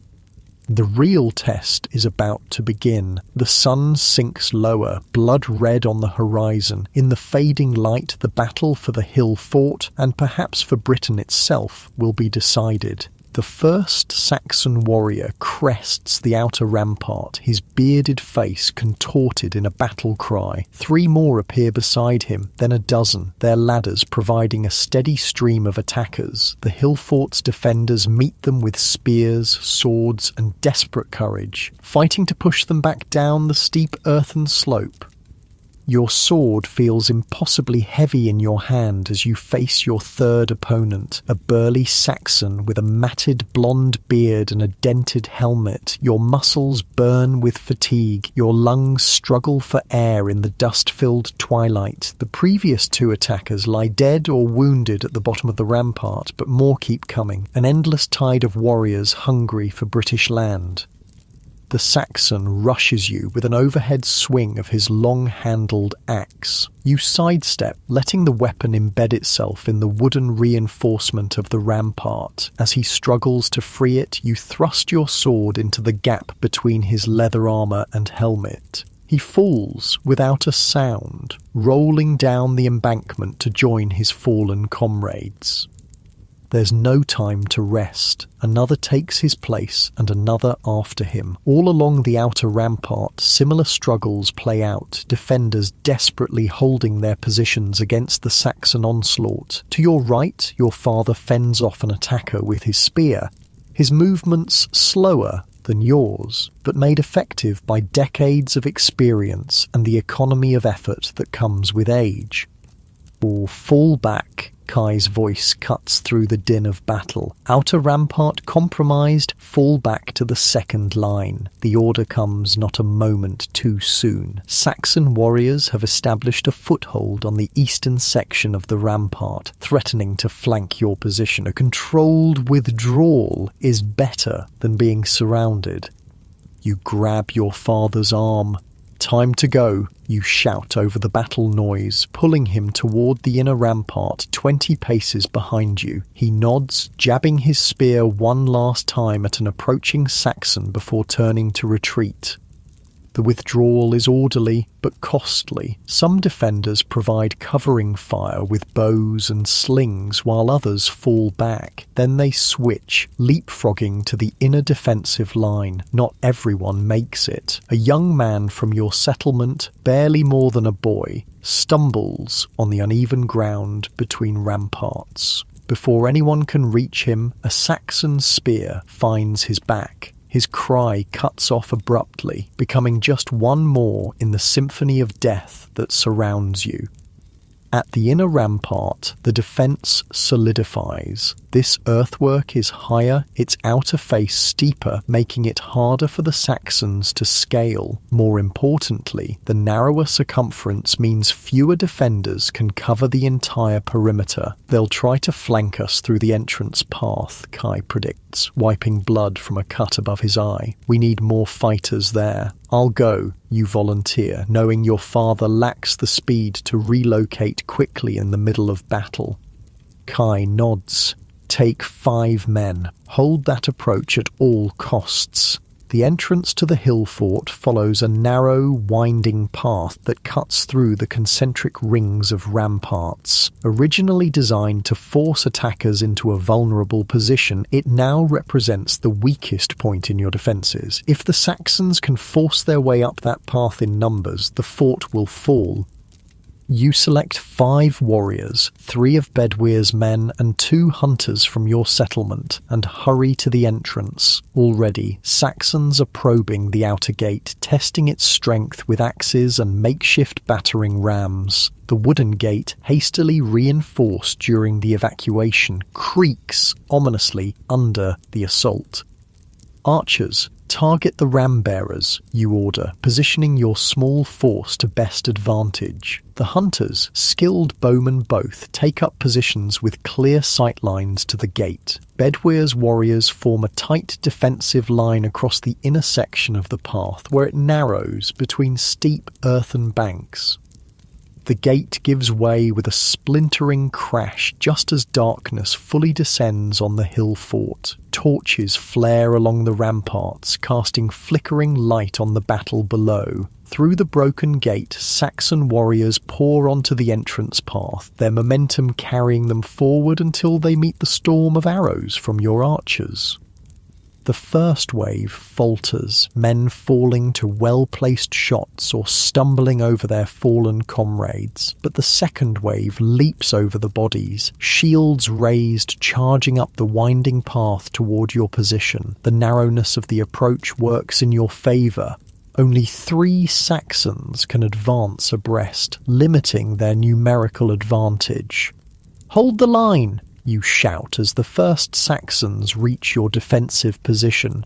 "Don't give them room to spread out." The clash of steel on steel, shield on shield, fills the night air. Your small force holds firm, the discipline instilled by Bedwyre's training proving its worth. One of the settlement hunters falls, an axe cleaving through his shoulder, but the line doesn't break. You fight mechanically now, your body responding to threats almost without conscious thought. Parry, thrust, sidestep, strike.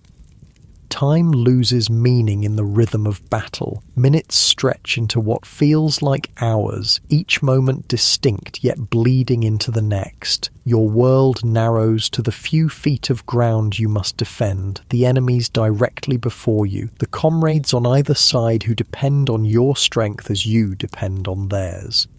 A horn blast cuts through the fog of battle, 3 short notes followed by 2 long. Not a Saxon signal, but one you recognise from your time with Artorius' cavalry. A relief signal, but who? "The southern slope," someone shouts from the rampart above. "Riders! Dozens of them!" Hope surges in your chest, giving new strength to your tired limbs. Could it be? Has Artorius arrived already, a full day before expected?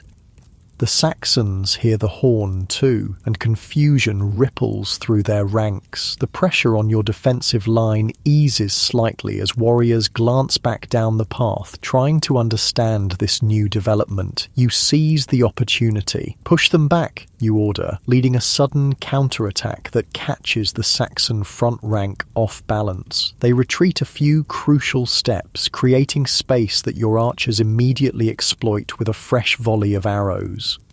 Another horn blast, closer now, and the distinct thunder of hoofbeats approaching from the south. The Saxons attacking the entrance path waver, caught between continuing their assault on the fort and responding to this new threat at their rear. Their hesitation proves fatal. Over the ridge to the south, silhouetted against the night sky, riders appear, not dozens but hundreds, moving in the disciplined formation that can only belong to Artorius' dragon cavalry. At their head, mounted on his white stallion, a figure raises a sword that catches the torchlight from the fort, seeming to glow with its own inner fire. Artorius! The name spreads through the hill fort like wildfire, passed from defender to defender, infusing exhausted fighters with renewed hope. The Saxon war leader, the massive man with the horned helmet, bellows orders, trying to reorganize his forces to meet this new threat. But it's too late. Artorius' cavalry hits the Saxon rear like a thunderbolt, lances lowered, the momentum of their charge shattering the hastily formed shield wall. From your position at the entrance path, you can't see the details of the battle on the southern slope, but its effects ripple through the Saxon forces immediately. The warriors pressing the attack on the fort's entrance suddenly find themselves isolated, cut off from their main body. Some break and run, seeking escape through the gathering darkness. Others, driven by pride or battle fury, redouble their assault, determined to take the fort before Artorius' forces can intervene. Stand firm, you call to your remaining fighters. One last push. The battle for the entrance path intensifies, becoming a desperate struggle of wills as much as weapons. The Saxons know their only hope lies in taking the fort quickly and using it as a defensive position against Artorius' cavalry. You and your small band represent the only obstacle to that plan. Minutes pass in a blur of violence. Another of your defenders falls, then another. You're pushed back step by step toward the inner gate, your arms leaden with exhaustion, blood, both yours and others, making your grip on your sword hilt treacherous. Just as it seems your line must break, reinforcements arrive from within the fort, Kai leading a group of fighters who form a second line behind yours, shoring up the defense at its most critical moment. Among them, you spot your father, his face grim but determined, his spear at the ready. "Hold them just a little longer," Kai urges. "Artorius is breaking their main force. They'll have nowhere to retreat soon." True to his words, the pressure suddenly lessens. The Saxons attacking the path begin to glance over their shoulders, hearing the sounds of their comrades' defeat on the slope below. Their war leader's voice can no longer be heard above the din. Captured, fled, or dead, you can't tell which. Without leadership, the Saxon assault falters, then collapses. Warriors break away individually or in small groups, seeking escape through the darkness. Some throw down their weapons, surrendering to the hill fort's defenders. Others fight to the bitter end, preferring death to defeat. Within an hour, it's over. The surviving Saxons have fled into the night or been captured. The hill fort's ramparts, so recently the scene of desperate battle, now host exhausted defenders tending wounds, counting losses and watching in wonder as Artorius' cavalry secures the slopes below. You find yourself sitting on a fallen log near the inner gate, suddenly unable to stand as the battle fury drains from your body, leaving only bone-deep weariness in its wake. Your sword lies across your knees, its blade notched and stained. You should clean it, you think distantly, but your arms refuse to obey. A hand falls on your shoulder. Your father stands beside you, his own exhaustion evident in the slump of his shoulders, but his eyes hold a pride that warms you despite your fatigue. "You held the path," he says simply. "Without that, we'd have lost the fort before Artorius arrived. You want to respond, to share this moment of victory with him, but words seem beyond your capacity. Instead, you reach up and clasp his hand where it rests on your shoulder, a gesture that conveys what speech cannot. A stir at the entrance path draws your attention. Riders are entering the fort, led by a figure on a white horse whose presence seems to fill the space, drawing all eyes. Artorius has arrived. He looks much as you remember him, tall and straight-backed in his saddle, his dark hair and beard now streaked with a little more grey, his armour bearing fresh dents and scrapes from the recent battle, but there's something different about him too, a gravity that wasn't there before, as if the months of campaign have added weight to his shoulders even as they've added steel to his purpose. Kai approaches, offering a warrior's greeting, arm clasped to arm, no words needed between men who have faced death together many times. Then Artorius turns to address the gathered defenders, his voice carrying clearly in the night air. "People of Britain," he begins, looking around at the faces illuminated by torchlight. Today you have shown the courage that lives in all true Britons. You faced an enemy greater in number, and you held your ground. You protected your homes, your families, your very way of life. He pauses, his grey eyes moving over the crowd, seeming to meet each gaze individually. This is not the first such battle, nor will it be the last. The Saxons will return in greater numbers, seeking to take what is ours. They believe us weak because Rome has abandoned us. They believe we cannot stand without foreign masters. A murmur runs through the crowd, a mixture of fear and defiance. They are wrong, Artorius continues, his voice strengthening. Rome didn't make Britain great. Britain made Rome great in these isles. Our ancestors built the hill forts that still protect us. Our hands worked the fields that feed us. Our hearts keep the stories and songs that give us courage in dark times. He dismounts, standing now among the people rather than above them. I do not fight to restore Roman rule. I fight to protect a Britain that belongs to all who live here and love this land. Whether their ancestors came from Rome, from Gaul, from the northern tribes, or have lived here since time immemorial.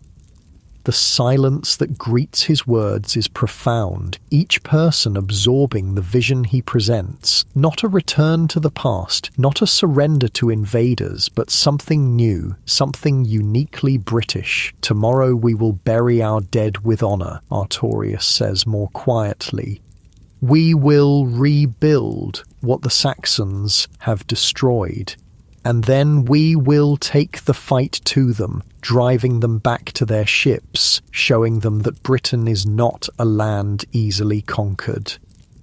He turns to Kai. See to the wounded, post guards, let the others rest. To the gathered defenders, he adds, you have earned your peace this night. Tomorrow brings new challenges. As the crowd disperses, following Kai's more specific orders, Artorius's gaze falls on you. Recognition lights his eyes and he approaches, taking in your bloodied appearance and exhausted posture with a soldier's understanding. My scouts told me you held the entrance path against overwhelming odds, he says. Bedwyr chose well when he made you a scout. Bedwyr, you remember suddenly. Is he alive? Artorius confirms. Though his wounds are serious, I've sent my personal physician to tend him. Relief washes through you. Despite your relatively short time together, Bedwyr has become more than just a commander to you, a mentor, perhaps even a friend.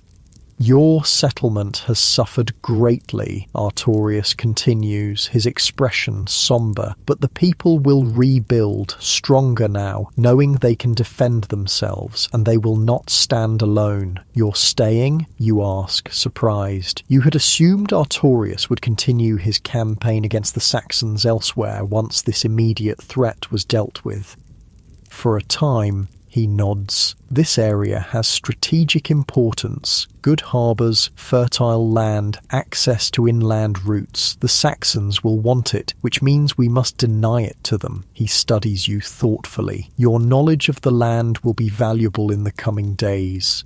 Rest tonight. Tomorrow, I'll need you to guide scouts to the Saxon landing sites. With that, he moves on, stopping to speak with other defenders, learning names, hearing stories, binding these disparate people to his cause, not through force or fear, but through genuine connection. You watch him go, understanding now why men follow him so willingly. He offers not just protection, but purpose, not just survival, but a vision of a future worth fighting for. Your father settles beside you on the log, his body creaking with age and exertion. So that's the famous Artorius, he muses. Not quite what the stories describe. Better, you reply. The stories make him sound like some kind of god, but he's a man, and that makes what he's doing all the more remarkable. Your father considers this, then nods slowly. Perhaps that's why the old kings failed. They tried to be like Rome, distant, demanding tribute, ruling through fear. This Artorius walks among his people, listens to them, bleeds with them. The observation strikes you as profound, especially coming from your father, who has always been skeptical of self-proclaimed leaders. Before you can respond, your mother appears, carrying a wooden bowl of something steaming.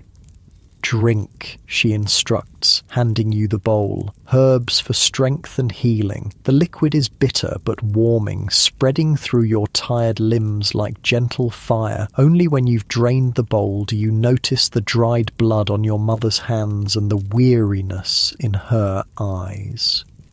She's been tending the wounded without rest since the battle began. "You should sleep," you tell her, echoing Artorius's words to the defenders. She smiles faintly. "Soon, there are still those who need care." Her hand brushes your cheek briefly. "I'm glad you're safe." Then she's gone, moving back toward the area where the wounded lie. Your sister finds you next, her pregnant belly now prominent beneath her simple dress. She carries bread and cheese, insisting you eat despite your protest that others might need it more. "You can't fight on an empty stomach," she says practically, "and there will be more fighting before this is over." As you eat, she tells you what happened during the evacuation, how the children were kept calm with stories and games despite their fear, how the older women organised food preparation in the hill fort, how your mother took charge of the healers area with quiet authority. "They listen to her," your sister says with evident pride. Even Artorius's physician deferred to her knowledge of local herbs when treating Bedwire's wounds. The food and your mother's herbal drink begin to work their magic, restoring some small measure of strength to your depleted body. Still, when your sister insists you find a place to sleep, you don't argue. The battle is won for now. Tomorrow will bring new challenges, as Artorius said, but they can wait a few hours. You find a quiet corner in one of the rough shelters built against the hill fort's inner wall. The ground is hard, but someone has spread clean straw for bedding. You lie down, your body immediately crying out in gratitude for the horizontal position. Around you, other defenders settle for the night, their quiet conversations and occasional groans of pain forming a strange lullaby. Sleep comes swiftly, dragging you down into darkness, untroubled by dreams. Your last conscious thought is of Artorius, standing among the defenders, offering a vision of a Britain worth fighting for. You wake to early morning light filtering through gaps in the shelter's roof. For a moment, disorientation grips you. Where are you? Why does every muscle in your body ache? Then memory returns in a rush. The Saxon attack, the desperate defence of the hill fort, Artorius's timely arrival. Outside, the hill fort is already active despite the early hour. Women prepare breakfast over cook fires, children fetch water from the central spring, and warriors check weapons and armour, preparing for whatever the day might bring. Among them move Artorius's cavalry, their blue cloaks and dragon emblems adding a touch of uniformity to the otherwise disparate gathering. You find your family near one of the cook fires, your mother stirring a pot of porridge while your father and sister sit nearby talking quietly. They look up as you approach, relief evident in their faces. Even after seeing you safe last night, part of them feared you might not wake this morning. Artorius was looking for you, your father informs you as you accept a bowl of porridge. Said to find him when you've eaten. You nod, too hungry to respond verbally as you devour the simple meal. The porridge is plain, seasoned only with a pinch of salt, but to your battle-weary body it tastes better than the finest feast at Artorius's headquarters. After eating, you make your way to the centre of the hill fort where Artorius has established a temporary command post. Maps are spread on a makeshift table, Roman military charts supplemented with local knowledge showing coastlines, settlements, roads and terrain features. Artorius stands with several officers, including Kai, discussing strategy for the day ahead. He looks up as you approach, gesturing for you to join them. Good, you're here. We're planning reconnaissance of the Saxon positions. The map shows your settlement and the surrounding area in surprising detail. Someone has marked the locations of Saxon ships in the bay and estimated troop positions based on last night's battle. We've dealt them a significant blow, Artorius explains, but many escaped in the darkness. They'll regroup, possibly link up with other Saxon bands in the area. His finger traces the coastline north of your settlement. We need to know if they have other ships arriving, whether they're abandoning their plans or doubling down. You study the map, identifying features you know intimately, the hidden coves where fishing boats shelter during storms, the old smugglers' paths that wind through coastal cliffs, the marshlands that can trap the unwary in deceptively solid-looking ground. There's a ridge here, you indicate a position overlooking the bay, with good visibility of the entire coastline. It's accessible by a path few outsiders know. Artorius nods approvingly. Perfect. Take a small group, no more than 5. Observe and report back. Do not engage unless absolutely necessary. The mission is straightforward. Gather intelligence on Saxon movements to inform Artorius's next steps. You select 4 companions, 2 of Bedwyre's scouts who survived the battle, and 2 hunters from your settlement who know the local terrain. Within the hour, your small party slips out of the hill fort, moving carefully through wooded areas to avoid any Saxon patrols. The ridge you mentioned to Artorius rises about 2 miles north of your settlement, providing an excellent vantage point while remaining hidden among scrubby trees and rock outcroppings. By midday, you're in position, lying flat against sun-warmed stone as you observe the activity below. What you see sends a chill through you despite the summer heat. The Saxon ships remain in the bay, but they've been joined by 5 more, larger vessels capable of carrying greater numbers of warriors and supplies. On the beach, Saxons have established a proper camp with leather tents and cooking fires. This is no mere raid, but the beginnings of a permanent settlement. More concerning still is the activity at the burned-out ruins of your settlement. Saxon workers, not warriors but craftspeople and labourers, are clearing debris, salvaging usable materials and marking out new building plots. Women and children move among them. Saxon families come to claim British land as their own. They're settling in, one of Bedwyre's scouts whispers, his voice tight with anger. Making our homes theirs.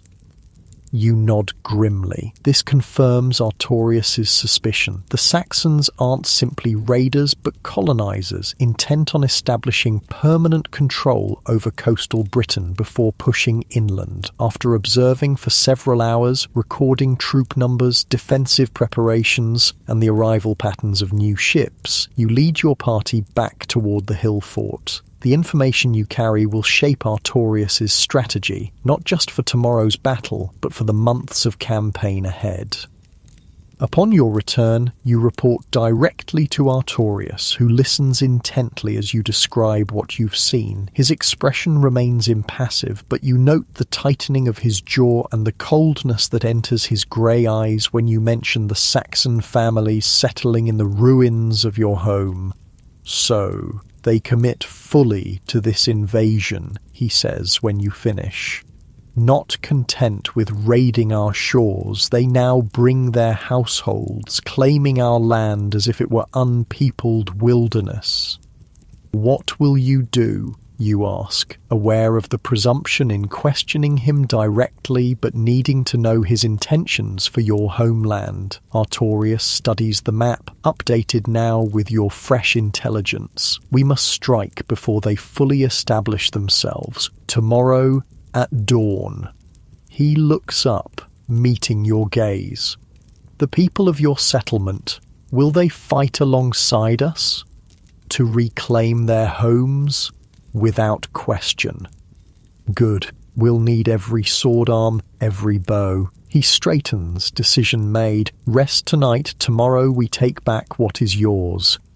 That evening, a council of war convenes in the hill fort's central area. Artorius addresses not just his officers, but all who will participate in the coming battle. His cavalry, the settlement's fighters, even those women who have chosen to take up arms. Your family is there, your father with his spear, your mother with her knowledge of healing herbs, your sister organizing supplies despite her pregnancy. Artorius outlines his plan clearly, using terms anyone can understand, not just trained warriors. The cavalry will strike from the north and south simultaneously, dividing the Saxon forces. Settlement fighters will follow, targeting the Saxon camp while avoiding the ship landing area where enemy numbers are greatest. Our advantage is knowledge of the land, Artorius emphasizes. Use it, draw them into unfamiliar terrain, separate them from their companions. A Saxon warrior alone, lost in British woods, is just a man, and men can be defeated. Questions follow, practical concerns about timing, signals, fallback positions if things go wrong. Artorius answers each patiently, adjusting the plan based on local knowledge offered by settlement members. This is not a Roman general dictating orders, but a British leader forging consensus, ensuring everyone understands their role and the importance of their contribution. As the council concludes, people break into smaller groups to prepare for tomorrow's battle. Weapons are sharpened, armor repaired, final meals shared. The atmosphere is solemn but determined. These people have tasted victory once, however narrow, and believe it possible again. You seek out Bedwyr, finding him propped against cushions in the healer's area, his wounded side heavily bandaged but his mind clear and alert. He listens intently as you describe your scouting mission and Artorius's battle plan. Solid strategy, he approves. Hit them from multiple directions, confuse their command, then press the advantage. He shifts, wincing as the movement pulls at his wound. I should be there. You will be, you assure him. Next time, there will be many battles before this is over. Bedwyr's scarred face twists in a wry smile. True enough, this is just the beginning. His expression sobers. You've come far since that first night on the beach. Remember how terrified you were? You nod, recalling vividly your fear during that first Saxon encounter months ago. I'm still afraid, you admit. But it's different now. I know what to do with the fear. That's what separates warriors from others, Bedwyr says quietly. Not the absence of fear, but mastering it, using it. He reaches out, clasping your forearm in the warrior's grip. Lead well tomorrow. Those settlement fighters will look to you, one of their own, who has ridden with the dragon cavalry. The responsibility settles on your shoulders, heavy but not crushing. Months ago, it would have terrified you. Now, you accept it as part of who you have become. Dawn breaks clear and cool, mist rising from the river valleys, promising another warm summer day. The hill fort stirs with purposeful activity as warriors prepare for battle, checking weapons and armor one final time. Families say tight-lipped goodbyes, knowing that some who leave will not return. Your mother approaches as you secure your sword belt, her face composed despite the worry in her eyes. She carries a small pouch similar to the one containing your dragon talisman.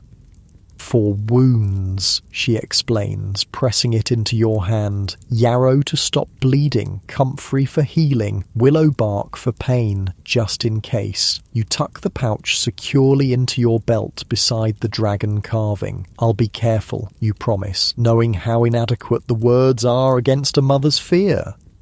Your father joins you, spear in hand, ready to march despite his age and lingering weakness. Your protests died yesterday when you realized how important this is to him, reclaiming his home, proving to himself that he is still a man who can protect what he loves. Artorius calls the order to move out. The cavalry mounts up, their horses stamping impatiently, sensing the tension in their riders. Settlement fighters form into groups, each led by one of Artorius's experienced warriors. You find yourself leading 24 men and women, neighbours, childhood friends, people who watched you grow up and now look to you for guidance in battle. The march to the settlement is conducted in silence, each person lost in their own thoughts, preparing mentally for what lies ahead. As you approach the final ridge overlooking your home, Artorius signals a halt. Scout reports confirm the Saxon positions are unchanged since yesterday. Their main force concentrated near the ships, smaller groups occupying the ruins of the settlement, work parties continuing the clearing and rebuilding process. "Remember the plan," Artorius says, his voice carrying just far enough for all to hear without alerting the enemy below. Cavalry divides their forces. Settlement fighters reclaim the ruins. Hold position there. Do not pursue toward the ships unless ordered. Nods all around. The plan is simple by necessity. Battle chaos makes complex strategies impractical. Success will depend on timing, courage, and a measure of luck. Artorius mounts his white stallion, drawing his sword, that same fine blade you first saw months ago at your settlement's meeting stone. In the morning light, it seems to glow with its own inner fire, a sight that stirs something primal in all who see it. "For Britain!" Artorius calls, raising the sword high. "For Britain!" The response comes from hundreds of throats, a roar of defiance against those who would take your homeland. The cavalry splits as planned, half following Artorius north around the settlement, half circling south with Kai leading. The settlement fighters advance directly toward the ruins, using the cover of morning mist and familiar terrain to approach undetected for as long as possible. Discovery is inevitable, of course. A Saxon sentry spots your advance when you're still 100 paces from the outer buildings. His warning shout alerts others, and within moments, Saxon warriors are forming a hasty defensive line among the burned shells of roundhouses. But they're too few, too scattered. Many of their fighters remain at the beach, guarding the ships and camp. Before they can organise properly, Artorius's cavalry hits them from the north, while Kai's riders strike from the south. Caught between three attacking forces, the Saxons in the settlement break, some fleeing toward the beach, others standing to fight in small, desperate groups. You lead your contingent through familiar streets now made alien by destruction. The roundhouse where you grew up is nothing but a charred circle on the ground. The communal bakehouse has collapsed into a pile of scorched stones. The meeting place where you first saw Artorius is littered with broken pottery and discarded Saxon tools. Anger rises in your chest, hot and clarifying. This was your home. These strangers had no right to destroy it, to attempt rebuilding it in their own image. The anger fuels your sword arm as you engage a Saxon warrior blocking your path. He's skilled but surprised by your ferocity, falling back step by step until his heel catches on a piece of debris. As he stumbles, your blade finds the gap between his helmet and mail shirt.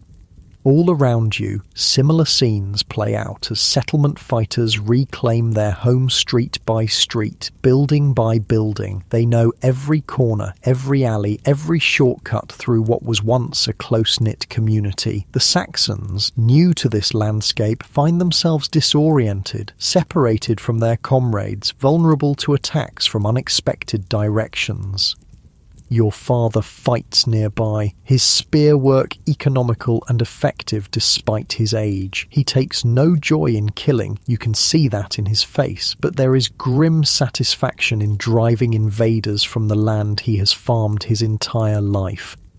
Within an hour, the settlement is secured. Saxon bodies lie among the ruins, while survivors have fled toward the beach where the main Saxon force has formed a defensive perimeter around their ships and camp. Artorius orders the cavalry to pull back to the settlement, establishing a defensive line of your own. This isn't a withdrawal, but a strategic repositioning. The narrow confines of the settlement negates the Saxons' numerical advantage, forcing them to attack through easily defended streets if they wish to reclaim the ground. They'll come, Artorius predicts, surveying the Saxon position from the remains of the settlement's watchtower. Their war leader cannot afford to lose face by abandoning their foothold here. When their reinforcements arrive from the ships to the north, they'll attack in force. And then, you ask, wondering if this will be another desperate defensive stand like the hill fort battle. Artorius's smile is cold and predatory, and then we draw them in, let them commit fully to the attack, and spring the trap. The trap, you learn, is already in place. While you and the settlement fighters reclaimed the ruins, Artorius sent swift riders to the hill fort with orders for those left behind. Even now, a force of hill fort defenders is circling through the forest to position themselves behind the Saxon beach camp, ready to cut off retreat to the ships when the main battle begins. It's a risky strategy. If the Saxons detect the flanking force too early, they might crush it before Artorius can provide support. If they don't attack the settlement as predicted, the plan falls apart. But war is always a gamble, and Artorius has calculated the odds as best he can. The waiting is almost worse than fighting. Hours pass as you help organise the settlement's defences, positioning archers on remaining rooftops, establishing barricades at key intersections, ensuring everyone knows the fallback points if sections of the line collapse. All the while, you watch the Saxon camp, where similar preparations are visibly underway. Their war leader, the massive man with the horned helmet who escaped the hill fort battle, strides among his warriors, rallying them for the coming assault. Midday comes and goes. The summer sun beats down mercilessly, making armour hot to the touch and increasing the thirst of warriors on both sides. Water carriers move among Artorius's forces, ensuring no one becomes dangerously dehydrated. Similar activity is visible in the Saxon camp. Why don't they attack? Your father wonders aloud, standing beside you at a barricade that blocks what was once the street leading to your family's roundhouse. They're waiting for the tide, you realise, noticing the position of the sun and the water level in the bay. When it turns, the ships to the north will be able to land their warriors directly on the beach near the settlement rather than further up the coast. Your father nods, understanding the tactical advantage this would provide. How long? You gauge the sun's position. An hour, perhaps less. Word is passed to Artorius, who adjusts his plans accordingly, sending runners to ensure the flanking force is in position before the Saxon reinforcements can land. The attack, when it finally comes, is heralded by battle horns from the Saxon lines, deep booming notes that echo across the ruined settlement. Their warriors advance in a solid mass, shields overlapping, spears bristling from the formation. Behind the shield wall come axemen and archers, ready to exploit any breach in your defences. Hold until they commit, Artorius orders, his voice carrying along the defensive line. Make them come to us. The Saxon advance is methodical, their shield wall maintaining formation despite having to navigate through narrow streets and around ruins. When they reach the first barricade, they don't immediately attack, but begin working to dismantle it while maintaining their defensive formation. Clever, Artorius observes from his position near you. Their war leader has learned from the Hillfort battle. He won't waste lives in frontal assaults if he can help it. But this cautious approach works in your favour, giving the flanking force more time to get into position. Artorius watches the Saxon movements carefully, waiting for the perfect moment to spring his trap. That moment comes when the Saxon reinforcements from the northern ships finally land and begin moving to join the main attack. Now, Artorius commands. Horns sound from the settlement line, 3 short blasts followed by 1 long note. It's the signal for the flanking force to attack the Saxon camp and ships. Almost simultaneously, Artorius orders a controlled withdrawal from the outermost barricades, creating the impression that the settlement defenders are being pushed back by the Saxon advance. The Saxon war leader takes the bait, committing more warriors to what appears to be a successful push into the settlement. He doesn't realise that Artorius is deliberately drawing his forces away from their camp and ships until it's too late. The sounds of fighting erupt from the beach area. The flanking force has engaged. Confusion ripples through the Saxon ranks as warriors realise their base is under attack. Their war leader hesitates, torn between continuing the advance into the settlement and turning back to protect their ships, their only means of escape if the battle turns against them. In that moment of indecision, Artorius strikes. The cavalry, held in reserve behind the settlement's defensive line, suddenly charges through gaps in the barricades, smashing into the now disorganized Saxon formation. Settlement fighters follow, no longer defending but attacking with the fury of people reclaiming their homes.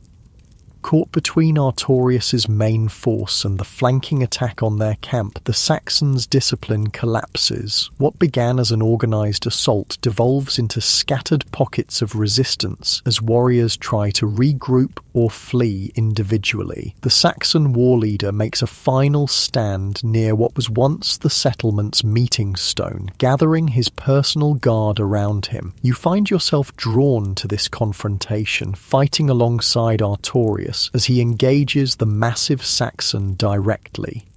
It's a battle of contrasts. Artorius mounted on his white stallion, his movements fluid and precise, the Saxon war leader on foot, huge and powerful, his axe sweeping in devastating arcs that force even skilled opponents to give ground. Around them, British and Saxon warriors clash in a chaotic melee, each seeking to protect their leader while defeating the enemy. Your focus narrows to the immediate threats, a Saxon warrior charging from your left, another trying to flank Artorius while he concentrates on their leader. You meet the first with a shield bash that knocks him off balance, following with a sword thrust to the throat. The second falls to a quick slash across the back of his knees, dropping him into the mud where he's finished by one of the settlement fighters.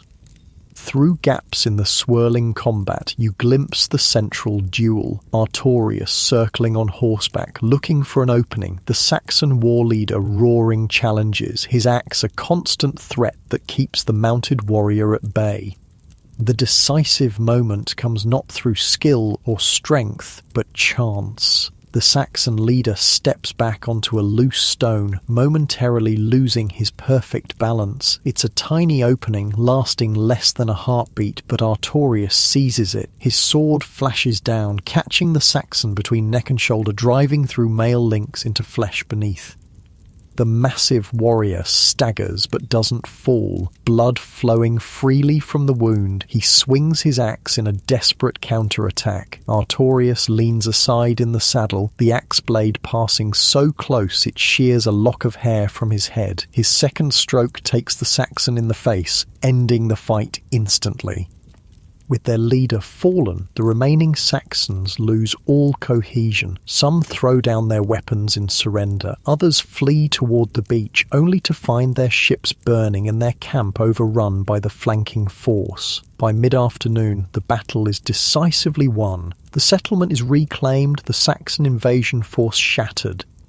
The aftermath is both victorious and sombre. Warriors who moments ago fought for their lives now tend wounds, count losses, secure prisoners. The dead are laid out with as much dignity as battlefield conditions allow. British fighters returned to the settlement they died defending. Saxon warriors carried to the beach for burial or burning according to their customs.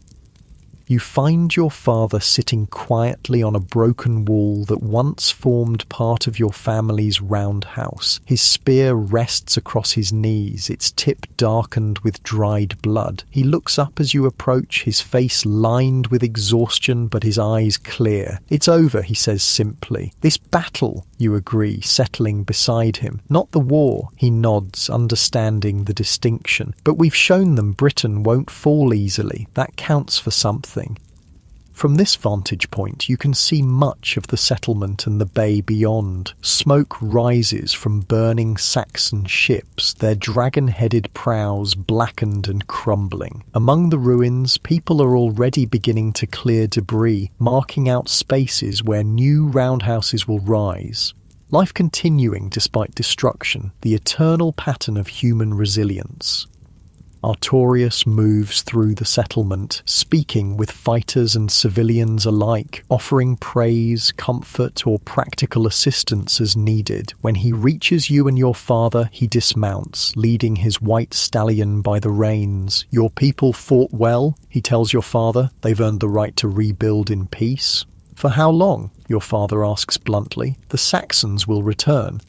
"Yes," Artorius acknowledges. "But not here, not soon. They've learned this coast is well defended." He surveys the ruined settlement. "I'll leave 20 of my warriors to help with rebuilding and provide protection. The rest of us must continue the campaign elsewhere." Other coastal settlements face similar threats. Your father nods, accepting this as the best possible outcome under the circumstances. "We'll make this place strong again," he promises, "a beacon of British resilience for all who sail these shores." Artorius smiles slightly. "That's what we need, not just warriors, but people determined to rebuild, to maintain our way of life despite the challenges ahead." He turns to you. "And you? Will you return to the dragon cavalry or stay to help your settlement recover?" The question catches you by surprise. You've been so focused on immediate survival that you haven't considered what comes after. Looking around at the familiar landscape of your childhood, now scarred by battle but already showing signs of renewal, you feel the pull of home. Yet, there's another pull too. The knowledge that what Artorius builds is larger than any single settlement. A vision for all of Britain that needs defenders and believers. "I'll ride with you," you decide, feeling the rightness of it settle in your chest. "My family is safe now. The settlement will rebuild. But there are other families, other settlements that need what we can offer." Your father reaches out, clasping your arm. "A worthy choice," he says, his approval warming you like summer sun. "Your mother won't like it, but she'll understand." That evening, as twilight softens the harsh evidence of battle, the people of your settlement gather around fires built amid the ruins. Food is shared, supplies brought from the hill fort supplemented by hunting and foraging. Stories are told of the day's victory, of ancient heroes, of plans for rebuilding. For a few precious hours, the shadow of war recedes, allowing space for community to reassert itself. Your family sits together near one of the smaller fires. Your mother has spent the day tending wounded from both sides, her knowledge of healing herbs saving lives that might otherwise have been lost. Your sister, her pregnancy now in its final months, organised the distribution of food and clean water. Your father, despite his exhaustion, helped identify those Saxon prisoners who might be useful in rebuilding, craftsmen and farmers rather than warriors, people who might integrate into British society given the chance. As darkness deepens, Artorius joins your family circle, accepting a simple wooden bowl of stew with thanks. He eats without ceremony, one warrior among many, though conversations around you quiet as people notice his presence. What happens to the prisoners? Your mother asks him directly, her healer's compassion extending even to former enemies. Those who swear loyalty may remain under supervision, Artorius answers. Britain needs farmers, craftsmen, builders, skills many of these Saxons possess. Those who refuse will be sent back across the sea with a message for their people. And the message? Your father inquires. Artorius's expression hardens slightly, that Britain is not abandoned, not vulnerable, not theirs for the taking, that each mile of British soil will be defended by people who love this land and will die before surrendering it. Your mother studies him thoughtfully. You speak of Britain as if it were a single entity, yet we've always been many peoples, tribes, kingdoms, regions with their own customs and allegiances. True, Artorius acknowledges, and that diversity is our strength, not our weakness. But we must also recognize what binds us together, this land, its history, our shared determination to shape our own future rather than having it imposed by outsiders. It's a vision both simple and revolutionary, unity without uniformity, common purpose that doesn't erase local identity. You think of the Dragon Cavalry, where warriors from different tribes and backgrounds fight together, each bringing their unique skills to a shared cause. As the fire burns lower, casting dancing shadows on ruined walls that will soon be rebuilt, conversations turn to practical matters. How quickly roundhouses can be constructed, which crops might still be planted despite the disrupted season, what materials can be salvaged from the destruction. Artorius listens more than he speaks, absorbing the concerns and hopes of ordinary people whose lives have been upended by forces beyond their control. This, you realize, is what sets him apart from other leaders you've known or heard about. His genuine interest in the people he protects, his recognition that grand strategy must ultimately serve very human needs. When he finally rises to return to his command tent, Artorius pauses, looking down at your family with an expression that mingles respect and something like envy. You have what we all fight for, he says quietly. Not just land or possessions, but connection, community. Remember that in the difficult days ahead. With that, he departs, his tall figure soon lost in the darkness between fires. You watch him go, understanding that Artorius carries a solitude that comes with leadership, present among his people, but always slightly apart, bearing responsibilities few can truly comprehend. Morning brings renewed purpose. The settlement begins to rise from its ashes, temporary shelters constructed from salvaged materials, work parties clearing debris, hunters and gatherers bringing in food to supplement dwindling supplies. Artorius prepares his cavalry for departure, leaving behind the promised contingent of warriors to help with protection and rebuilding. You say goodbye to your family beside the remains of your childhood home. Your mother weeps quietly, but does not try to dissuade you, recognizing the path you've chosen. Your sister embraces you fiercely, making you promise to return before her child is old enough to walk. Your father stands straight and proud, the spear that served him well in battle now repurposed as a tool for marking out new building foundations. Remember who you are, he tells you, clasping your arm in farewell. No matter where Artorius's campaign takes you, you are of this place, these people. I will, you promise, the words feeling like a vow more binding than any formal oath. As you mount Awen, now as familiar to you as your own heartbeat, you take a final look at the settlement, not as it is in its ruined state, but as it will be when rebuilt, and as it was in your childhood memories. This place has shaped you, given you roots that will sustain you through whatever challenges lie ahead. Artorias gives the order to move out. The dragon cavalry forms into marching column, blue cloaks catching the morning sunlight, dragon emblems snapping in the breeze. You take your place among them, no longer an uncertain recruit, but a seasoned warrior with a purpose beyond mere survival. As you ride away, following the old Roman road that leads to other settlements, other battles, other moments of both sorrow and triumph, you understand that you're part of something larger than yourself, a story that began long before your birth and will continue long after your death. It's the story of Britain itself, shaped by Roman legions and native tribes, by ancient traditions and new possibilities, by leaders like Artorias who see beyond immediate victory to the generations yet unborn, a complex, often painful story of a land and its people struggling to define themselves in changing times.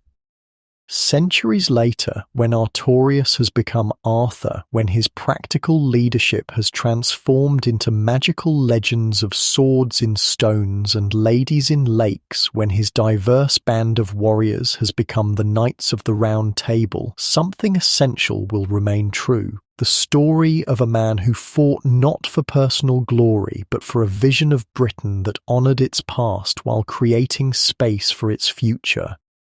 But that legendary Arthur lies far ahead. For now, there is only Artorias and his dragon cavalry, riding toward the next challenge in the long struggle to protect a land they love. And you among them, your sword at your side, your heart full of both determination and hope, ready to play your part in the unfolding story of Britain AD. Your eyes grow heavy as the rhythmic movement of your horse lulls you towards sleep. Even warriors must rest when they can, gathering strength for battles yet to come. As consciousness begins to fade, you hear Bedwyr's voice from months ago, his words now a comforting mantra rather than a warning. Rest while you can, young one. The real work begins tomorrow. And so you do, secure in the knowledge that whatever tomorrow brings, you face it not alone, but as part of something enduring, a legacy being written with each hoofbeat, each heartbeat, each moment of courage in uncertain times.